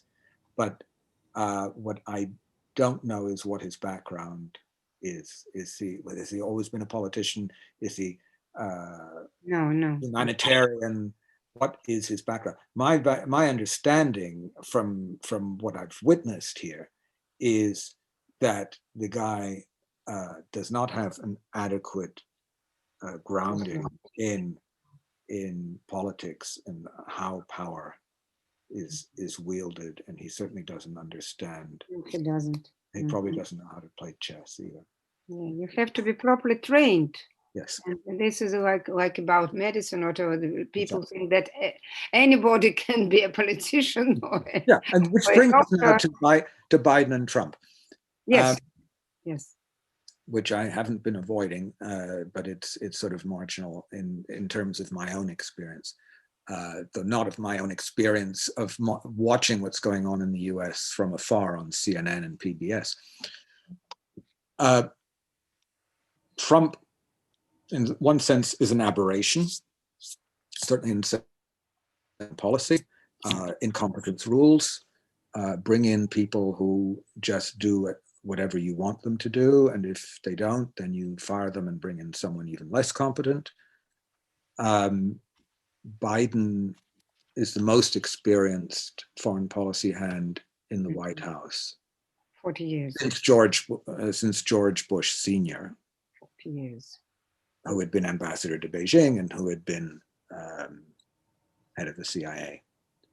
So, so in 30 years, he's the most experienced in 30 years. He is a decent person who's guided by a sense of decency and responsibility to the public and to the Constitution. And he has a wealth of experience, and he's come into his own. I mean, he first tried to run for president over 30 years ago, and he certainly wasn't up to it then. And even as vice president, I didn't take him entirely seriously. But it did become apparent in the course of the early primaries in 2019, beginning of 2020, that he was the only Democrat who could defeat Trump in the November elections. Oh, sorry, not the only Democrat, that he had the best chances of defeating Trump, that he could attract the largest body of voters, including among Republicans. But what we've seen in US politics, and Trump didn't start this goes back to Nixon, before Nixon to Goldwater, before Goldwater to Joe McCarthy, before McCarthy to Taft and Long, and other populists in the Republican Party. The Republican Party has been on an increasingly anti-democratic tact for several generations. In terms of foreign policy, though, while there have been small differences in emphasis between administrations, whether they were Republican or Democrat, generally there was a sense of continuity that prevailed. Continuity was disrupted by Trump, not just under Trump, but by Trump personally. And then we can ask why. Was it because he was listening to Steve Bannon, who says, go out and break things? Or was it because he had been functioning essentially as a tool of the KGB and then the FSB, or VSR, whatever, over the years since the 1980s? And because Putin and company have so much on him because of money laundering above all, that he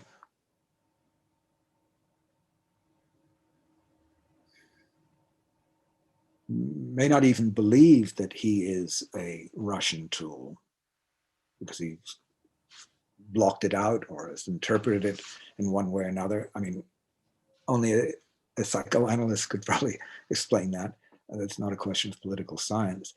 But he is, a tool is a nice word, perhaps too diplomatic. He certainly was not acting in America's interests in many cases. I mean, there's something to be said for taking a firm stand with China. However, the way he did it was counterproductive and hurt a lot of Americans, including soybean farmers. I mean, where does China get its soy from? So what we're now seeing is a rather rapid return to a sense of normalcy in foreign policy in a very difficult period. An end of America Firstism, a return to being part of the global community.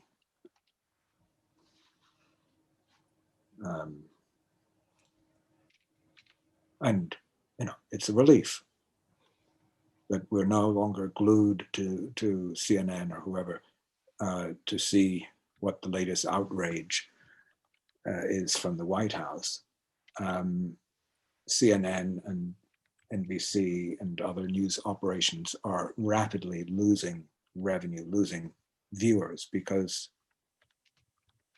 they're no longer these massive scandalous stories. But no news is good news, provided it's not being blocked. What are good news about Biden, apart from what you have said? Good news about Biden? In the foreseeable future. Well, first of all, I mean, on climate change, yes, on the role in the international community, on having a more normalized relationship with the EU. I mean, the problem, of course, here is how is he going to deal with Moscow and Beijing? That's the big question. And that takes us to President Putin and his own psychological makeup, his own shifts in outlook and worldview over the last few years. And what does he really want? And does the status quo really serve his interests? Does he think the status quo serves his interests?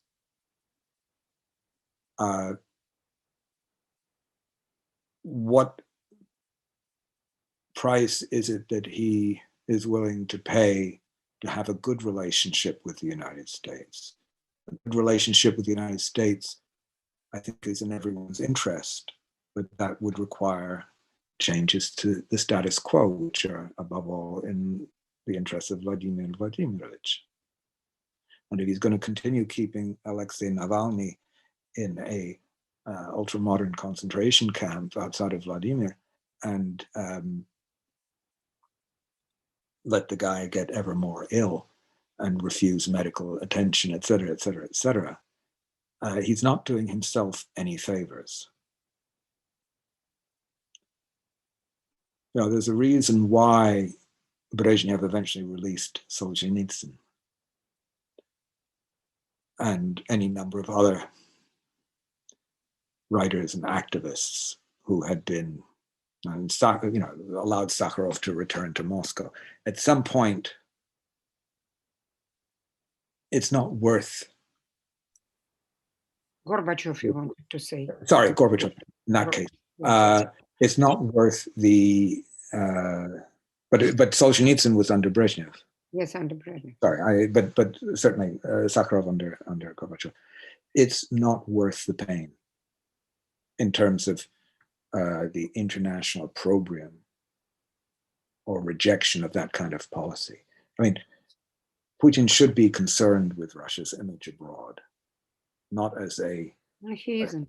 He's not, and I mean that's what it boils down to. He couldn't care less because he's got more money than anyone else. While Brezhnev was, after all, he was a communist, but he was normal after all.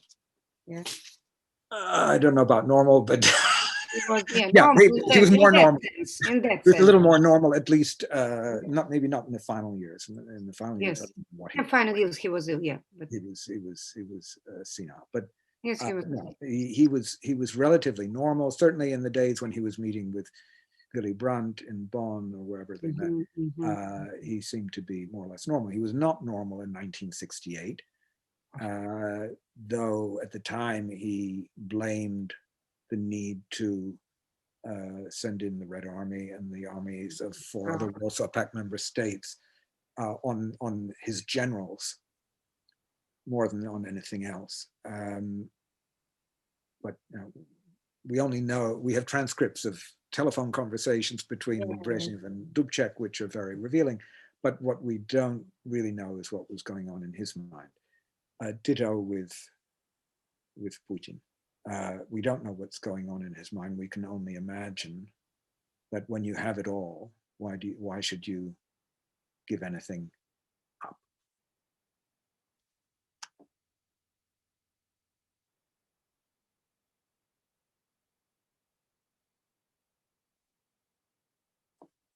Microphone. So. Young ladies and gentlemen, do you have any more questions? Because the time is running out and you have a chance. Ajahn, don't you want to ask something? Either. Well, yes. Question.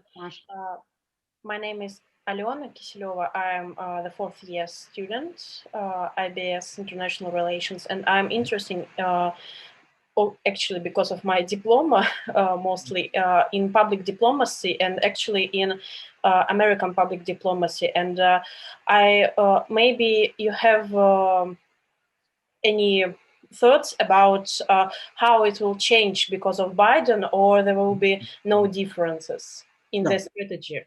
The differences were palpable on the first day. As you probably know, Trump had fired the heads of Radio Free Europe, Radio Liberty, Voice of America, Radio Marti, Radio Free Asia, and he put in political hacks in their place.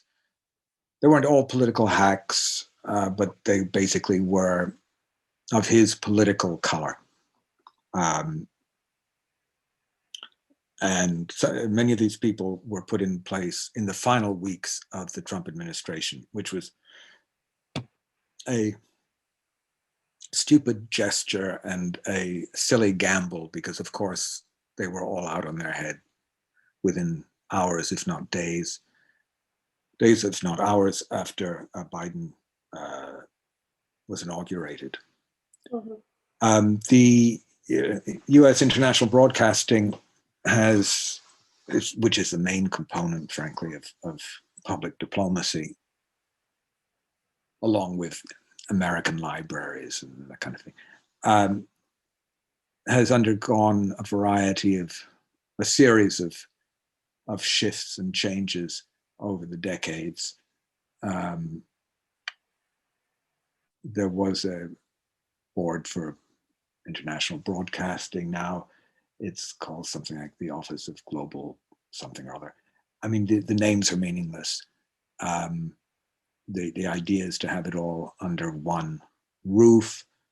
The difference between VOA and RFE-RL is that VOA is the official radio station of the United States of America, solely for export.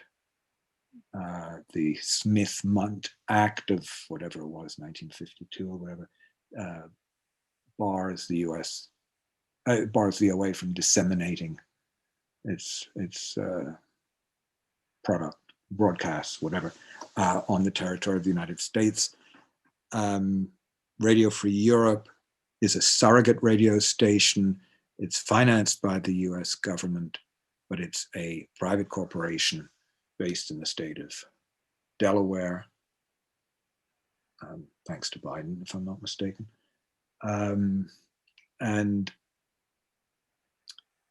as a surrogate, it has functioned as if it were a local radio in a given country where there is not a free flow of information, which is why 25 years after closing down the Hungarian and Polish services of Radio Free Europe, they're now being reestablished, precisely because the media and in Hungary and Poland have been taken over by the state, by the regime, and do not tolerate political differences. I mean, Hungarian television, which I occasionally watch, is propaganda. It's worse than what was being broadcast in the 1980s. It's pure propaganda these days, the news broadcast. You know, it's just it's an endless litany against George Soros and migration. And you think it was still 2015, nothing had changed. It's not news. I don't know how anyone can work for that kind of an operation. I mean, I'm sure the money's good, but these people have no conscience.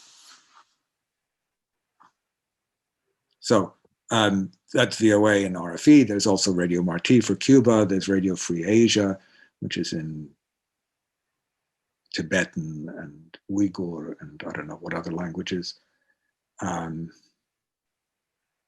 then there are various other platforms for Iran and Iraq that are affiliated closely with Radio Free Europe. In recent years, or certainly since the 90s, some of RFE-RL's broadcasts were rebroadcast by affiliates, by local radio stations, also in Russia. That no longer, I believe, is the case there. There was an attempt in the Reagan administration to get Voice of America, a successful attempt, though I didn't care for it, to get the Voice of America to broadcast US government editorials. To me, that immediately starts making it sound like propaganda, and it no longer becomes a viable piece of news, a viable news source. My view is you can broadcast editorials all day long from the New York Times, Washington Post, Los Angeles Times, Chicago Tribune, etc. But when you have a US government editorial, it just sounds wrong. It's propaganda. Even if all it is a statement of this is US policy on this issue. Now, I had this argument with Václav Havel when he was still a dissident, not in jail. And he said that he told me that the editorials were extremely important because he wanted to know what the US government was thinking, and he had no other way of finding out. That was in the pre-internet era. Today, anyone with a laptop and an internet connection can find out what any government thinks on any topic, or what any government wants you to think on any topic. Thank you.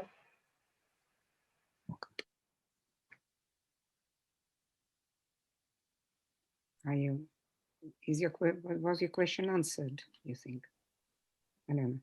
Yes. Yes. Any more questions? Because there was, Kirill, as far as I remember, there was another thing to be covered is working in different international environment, which you tackled upon. I touched on it, but yes, I will. Okay.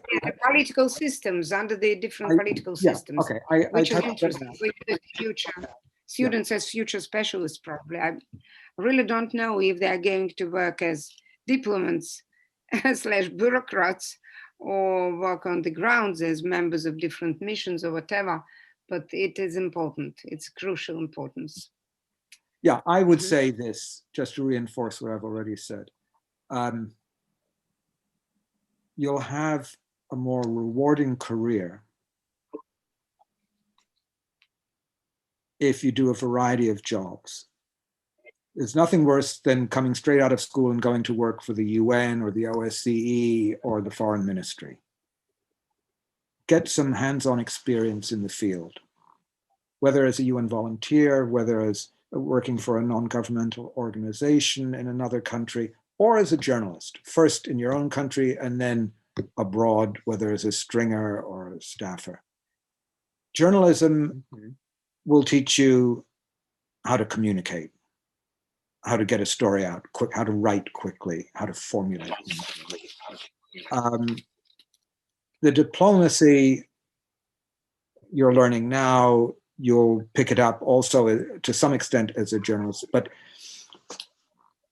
what you see from the outside looking in and what you experience from the inside looking out are not the same thing. Sitting at the meeting table in a discussion on a serious issue between two parties or multiple parties is an extraordinary experience that you're only rarely going to encounter as a journalist. You will on occasion, but it's rare. There are two other things that need to be said in this context. One, everyone grows up with a certain amount of prejudice because of the country you live in, the schools you go to, the opinions of your parents and your teachers, the lack of experience of living in a multiracial, multi-denominational society, for instance, unless you live in a very big cosmopolitan city. All of that breeds certain myopia, certain inadequate short-sighted, lack of a broad-mindedness. I found my time at the UN a learning experience, both in the mission and when I was sent out, whether to New York or to the UN's logistics center in Brindisi in southern Italy, when I suddenly was working with people at my level or above from other parts of the world that I barely knew or didn't know at all. And I very quickly overcame my prejudices. I was amazed by the degree of intelligence, insight of some UN staffers, say from Mauritania or Mali. You know, I'd never been to either place. I assumed, well, you know, these are really underdeveloped places, and yet they had produced extraordinarily competent international civil servants. Working with a variety of Russians, Ukrainians, people from elsewhere in the former Soviet Union, working with Indians, which I'd never really worked much before with Indians until I was in the UN, and then suddenly working with a lot of Indians and Bangladeshis and Pakistanis. And that was an experience. It was a learning experience for me and for them. And we got along well for the most part. What always consistently got in the way, and their nationalism played no role, was careerism, opportunism. There are people in any bureaucracy, whether it's in Moscow, Syktyvkar, Abilene, Kansas, or Ouagadougou, there are people who will climb over everyone else, step on everyone else's head to get ahead. And it makes no difference what passport they hold, what their mother tongue is. But they can be very unpleasant, very dangerous, and they can really damage your career through their own self-centered battle to the top. And you can't just avoid them because you've got to work with them. They may be your boss, they may be your assistant, your deputy, and you've got to learn how to communicate with them and how to keep a certain distance and not show all your cards and not become a victim of their own careerism. Finally, if you're not going to make an international career your goal, don't stay too long abroad, because it will damage, if not ruin, your prospects for making a career at home. In the US, if you're gone for more than 6 months, that's the end.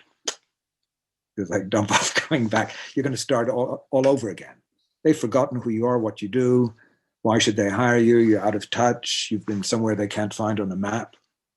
And it's probably no different in Moscow. But if your career is going to remain in the international field, then obviously the more experience you can gain in a variety of settings, the better. You become more valuable. And the more languages you learn, you become invaluable. Mm-hmm. Mm-hmm. But key, for better or worse,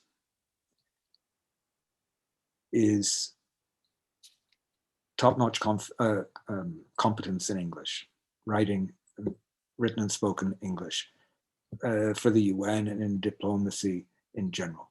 You know, in the Francophone world, the Lusophone world, the Russophone world, fine. They're in their own cocoons. But you cannot get very far without English. I know diplomats at the ambassadorial level from European countries, including the Czech Republic, whose English is negligible, who've gotten by because they're Francophone, but that's really limiting.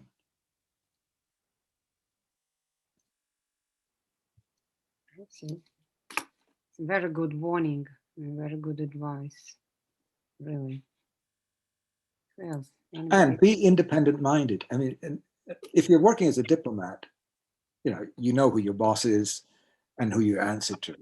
If you're working for an international organization, you are not reporting to your home country, or at least you're not supposed to be, though many do. But it's the organization you're working for, and the mandate of that organization, and the charter of that organization that binds you, nothing else. Unless you're try to make a difference. Try to make a difference. Don't just be a cog in the wheel. The whole point of engaging in international affairs is to make a difference, not just to be a passive observer. That goes for journalism as well, frankly. Perfect. Not be a passing observer. Slogan. Passive observer. Yes, pass as observer. Pass as observer. Passive. Slogan. Yeah. Don't pass as observer, don't be a passing observer. No, a passive, passivny. Passive. Passive observer. Passive observer, perfect. Passive observer, yes, perfect. Any more questions? Ayjan, Masha, do you want to answer or to ask something? Igor? I would like to ask a question, yes. Introduce yourself. Greetings. Yes, my name is Igor Kajander. I am an exchange student here at Pronepa, and I am from Finland, where I do my studies. And first of all, thank you for your advice, because I am actually planning to apply for ACP to do my traineeship after graduating. And my question was related to earlier discussion about conflict in Ukraine. And since I am a finance student, I would like to ask your opinion on the sanctions that were made and the counter sanctions that were made, because the fact is that Finland has not yet recovered from, at least Finland has not yet recovered from the counter sanctions that were made by Russia. And did the conflict had any effect on the recent happening that the Great Britain left the European Union? It was happening anyway, but did the conflict had any impact on the Britain exiting the European Union? The conflict in Eastern Ukraine have an impact on Brexit? Yeah. No. Not that I'm aware of. At least in Finland, there has been not a discussion, but I have been heard. There was some little discussion about this movement called Fix-It, which is Finland exiting, and it was caused by the fact that Finland has not yet recovered from the counter sanctions that were made against the European Union, which is made a great loss for Finland. Okay. Let me say that, yeah. I don't know what sanctions have been made against Finland, so I cannot comment on that specifically. The sanctions in general have been inadequate. They're mainly symbolic, that the bank accounts of certain officials, if they have bank accounts in the United States or in the EU, are frozen. I mean, if it's in the United States, they'd have to be pretty foolish after all that's happened, all the other sanctions, to still keep bank accounts in the US with any significant amount of money. It's a symbolic move. The counter sanctions, I'm not, as I said, I don't know what Finland has felt, whether they have lost specific contracts for boats or what, I don't know. The fact is, sanctions can work when they're serious. If they're symbolic, I don't know who they're trying to fool. In terms of Brexit, I lump that together with Trump's election in 2016 as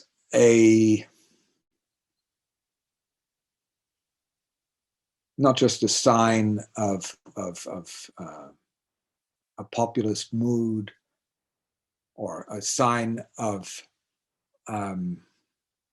irresponsible behavior by political leaders to achieve personal ends.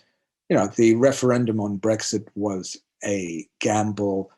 The intention was not to bring Britain out of the EU, because the assumption was that the referendum would fail, the assumption of the Conservative Party leadership. Rather, the intention was simply to allow the populace to have this referendum that they would lose, and then they would have to shut up and Britain could get on with business. That backfired because the Prime Minister at the time, Cameron, was out of touch. He miscalculated, and there was a lot of money thrown into the media and into the Brexit campaign from all sorts of sources, and ditto with Trump's campaign, money and advice from outside of the country, and with the end result that we've seen. Brexit, as we now see when it comes to the distribution of vaccines, the trade in foodstuffs between the continent and the UK, has proven to be a disaster. And there are a lot of people hurting, whether they're drivers, whether they're producers of foodstuffs, producers of pharmaceuticals. The amount of paperwork that now has to be done, the cost of the paperwork for a single shipment of foodstuffs is prohibitively high. Cheese producers in Britain now are having serious problems, the smaller ones at least, in being able to send their products to the continent. It's prohibitively expensive. Fish has always been a chapter unto itself in the EU and EU-British relations. So it's a disaster. In terms of a Finnish exit or Fexit or whatever they call it, they're not the only ones. There's a Czechsit also that some in this country would like to see in the Czech Republic and elsewhere, and a Nexit in the Netherlands. I don't think they're likely to repeat the errors of Brexit. I think the lessons of Brexit are you don't know how lucky you have it, how lucky you are. Stay where you are and work to make Europe work, not to undermine it. Those who support or who are opposed to the EU today, these are populists who appeal to the uneducated. The kind of people who voted for Trump, barely, if they're lucky, they have a high school diploma. They certainly don't have a college degree. They're not, but they make up 40% of the population in the United States, and not as many in many European countries. If the referendum had been held a second time in the UK in 2019, it would have failed. But the Conservatives were obviously more interested in staying in power at any cost than risking a blamage and being proven wrong, and so they wouldn't deal. And it's just been terribly cynical and disappointing. But I wouldn't worry. I mean, Finland will be in the EU for as long as there's an EU. Yes, Irina. Now the situation is like that. We ordered the broadcasting to Facebook. It will disrupt in 3 minutes. So Okay. we can round up this for Facebook. If there are other, how many people are watching on Facebook? Do we know? Yeah, I don't know. It doesn't matter. But we can continue on Zoom for as long as you wish, or for as long as there are questions from the audience. Sure. But we have to thank Jolyon for, so that it's round up for Facebook. And then continue. So, Igor, well, Facebook is a passive observer here. It's not, no. Yeah, so we don't even know if anyone's watching or how many people are watching. No, okay. I welcome them to be watching, but they have not been participating. So thank you for watching if you have been watching on Facebook. All right. You haven't written any questions as far as I know. Yeah, no, not from Facebook. Okay. Wait, now I've just seen there are all these questions that I completely missed. No, it is chat. It's our chat. What is elevator? It's our chat. Okay, but I don't understand. Okay, I don't know what the elevator reference is. Okay, you can't read it later. Okay. Okay. Thank you for. And we can continue if you want, or if you have time, or if the audience still wants to go on for some while on Zoom. Igor, are you satisfied, or you want to hear something, to specify something else? I am satisfied, and thank you for the comment. And one thing that I would like to comment that is what you have been saying about Britain and their actual output to the world, how it has been seen. At least in Finland, they are happy, and at least in Finland, there was news in the beginning of the year that they were the first one to receive vaccinations, and EU countries in the EU are not so lucky and stuff like that. So their output to the world through media is very, very different from what the situation is at the moment. But is that a question or a statement? No, it was just a comment that it's really different. Yeah, look, I mean, as I pointed out earlier, the EU has once again proven that when it comes to purchasing en masse strategic goods in a short amount of time, it lacks the flexibility and ability to function at speed, and they need to rethink some of their operations and approval mechanisms, which requires buy-in from all of the member states, which is very difficult.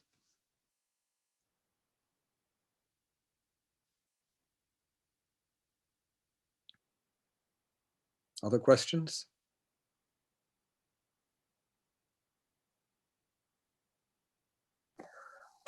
If you don't mind me asking, Yes. Sokolovsky again. Do you think Biden will go for the second term, or you think there will be another candidate? I mean, who will win the next election? If you have any thoughts, you want me to answer this question 3.5 years beforehand? It's. I'm just curious. You're like, no, okay. Look, Biden gave his first news conference a couple of evenings ago, and he was asked that question, and he said that his expectation is that he will run for a second term. So, I must have missed that press conference. I'm really sorry. You can find it on YouTube. It's well worth watching. Thank you. My fault. No problem. He was also asked, by the way, will Kamala Harris be his running mate, or will he choose someone else? And he also said, he's expressed full support for Kamala Harris. So no, I mean, no surprises there. But, we'll see how his health holds up. He's 78 today. He'll be on election day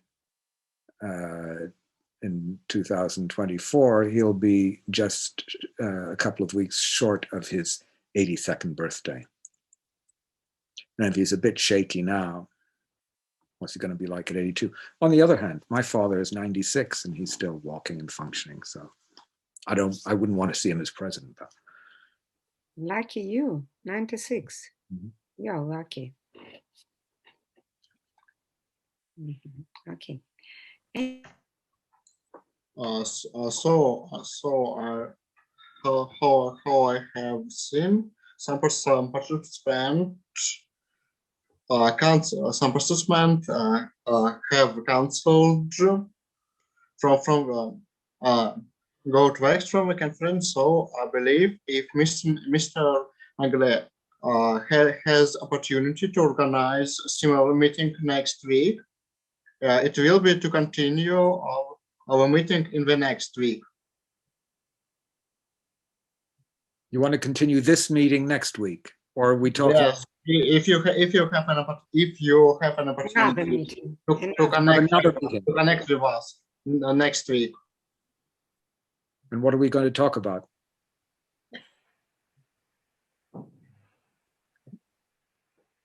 What would you like to discuss next week? I would like to discuss some questions from the student next week. We can prepare the list of questions for the next week meeting. Mm-hmm. All right. Well, we can discuss it. I won't say yes or no at this point. I don't know what my schedule. Next week is a holiday here. It's Western Easter weekend, so everyone's home for 4 days. Not that we can go anywhere. I'll let you know, but I need to see the questions, so that it's not repetitive, so that we're focusing on something that I actually have some knowledge about and ability to discuss. Since we hope to engage Mr. Naegele on the 2 weeks from now, I don't remember. Yeah, I will let him know either Friday or Saturday 2 weeks from now to attend the conference. So don't put so much burden on his shoulders now. But you can continue probably to start a correspondence with him or write to him, to his, and somehow start from there. Yeah. I mean, look, I'm happy to talk, as you've seen. I mean, I have no problem with talking. And it's a pleasure to be speaking with you. You've all asked very good questions. Thanks to COVID, I mean, I rarely speak even in English. I mean, I do with my daughter, who I don't live with. I speak to her on the phone, on Skype, or we meet up, but I think I've only seen her 5 or 6 times in the past year because of the situation, even though we only live 40 kilometers apart or so. So I'm happy to speak English. Practice your English. But, I'm giving you some hard-earned experience, what I've learned on the job over the years. It's not what I'm focusing on these days. What I'm focusing on these days, and I should be focusing on it more, but I'm too distracted by COVID and by Trump and so on and so forth, are the communist era secret police archives. Because unlike in Russia, they're open here, most of them. And they are a bottomless pit of, calling it information would be a misnomer. Interpretation, misinterpretation, but it offers an insight into how that system functioned, how it was able to function, and why it inevitably had to fail. Mm-hmm. And that also contains lessons for the present, obviously. But we can save that for another time. Yeah. Thank you very, very much. Unlike here, they've just, again, closed the archives. So, well, they are access to archives of the wartime archives of the Second World War, again in Russia. Yes. Even the Second World War. A couple of days ago. So they're ruling in that direction, back on high speed. Well, okay. Here the archives, the German Nazi occupation archives and the Communist Secret Police archives are all in the same building. And the rules on access have become increasingly lax. Unfortunately, some things have been stolen, they've disappeared, they've been destroyed, whether or not a microfiche has been made. So there's nothing complete. But the only thing that's complete is the central register, the central registry of who collaborated. But if you don't have the actual file, you don't know what's in it to back up. And so a lot of people have gone around saying, you know, well, it's wrong that I mentioned the central registry.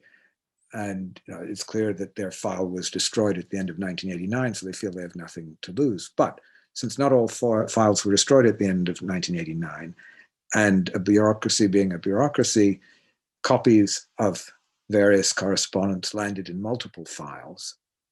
People who were agents, collaborators, went on for 30 years in the naive belief that their file no longer exists and there's no proof of their collaboration. And then someone shows up with their denunciations in their own file. And I've been going around and meeting with all of my former friends and acquaintances who were agents,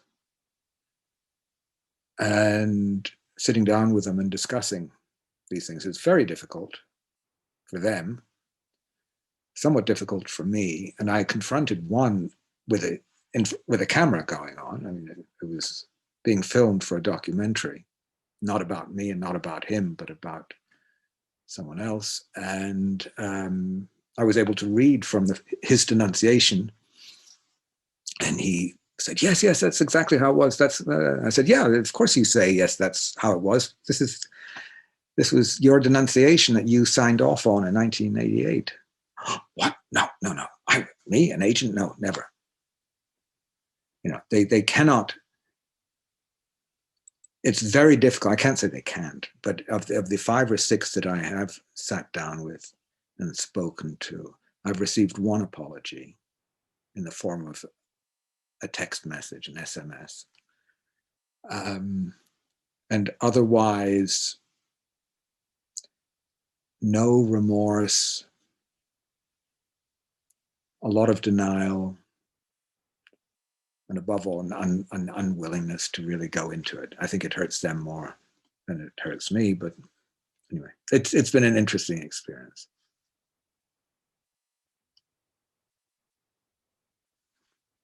Can't hear you. Sorry, I'm forgetting all the time, forgetting to switch on my microphone. Yeah. So it was a brilliant experience for students, I believe. And moreover, not so long ago in this country, a new law was passed the State Duma, adopted by it, about enlightenment efforts. What we have been doing today is classical enlightenment, not written off in the I don't know, curriculums or whatever. So we probably, because we were protected by the status of the University of Ranepa, so we still haven't been told that we have to get all this, what do you call it, approvals. Approvals. Approvals, yes, yeah. But probably we still will have to. So God bless. For some time in the future, we will be able to continue like that. Yeah. Thank you for the possibility. Thank you for your interest. Opportunity. Thank you very much for. So You spent more than 3 hours with us. Yeah, it's been a Yes. pleasure. But I will be in touch with you about the, Okay. the conference. Yes, and you all also, students also can write to you or whatever. Yeah. Yes? Okay. You're welcome. Thank you very much. Still some time for your gardener you have? Yeah, I have to call him, and he's supposed to come on Tuesday. But Cutting trees or what? Well, these are trees. Clipping. It's old lumber. The house was reconstructed 5 years ago, and the old boards, floorboards, and ceiling roof beams sitting in the garden for 5 years, and they've got to be cut up and removed or set aside as firewood or whatever. Every time I look at it out the kitchen window, I get irritated. So yeah, I also have the same story in my back garden behind me, but okay. Thank you very much, Jolyon. Thank you. And all of you. It couldn't have been better. Thank you. Thank you. Bye. Thank you for your participation in this meeting. It's been a pleasure, kiddo. Thank you. Pleasure. Thank you so much. It's very insightful. You're welcome, Nikolai. Bye. Bye. Thank you. Thank you very much. It was so insightful. Bye. Nice to meet you. Nice meeting you too. Okay.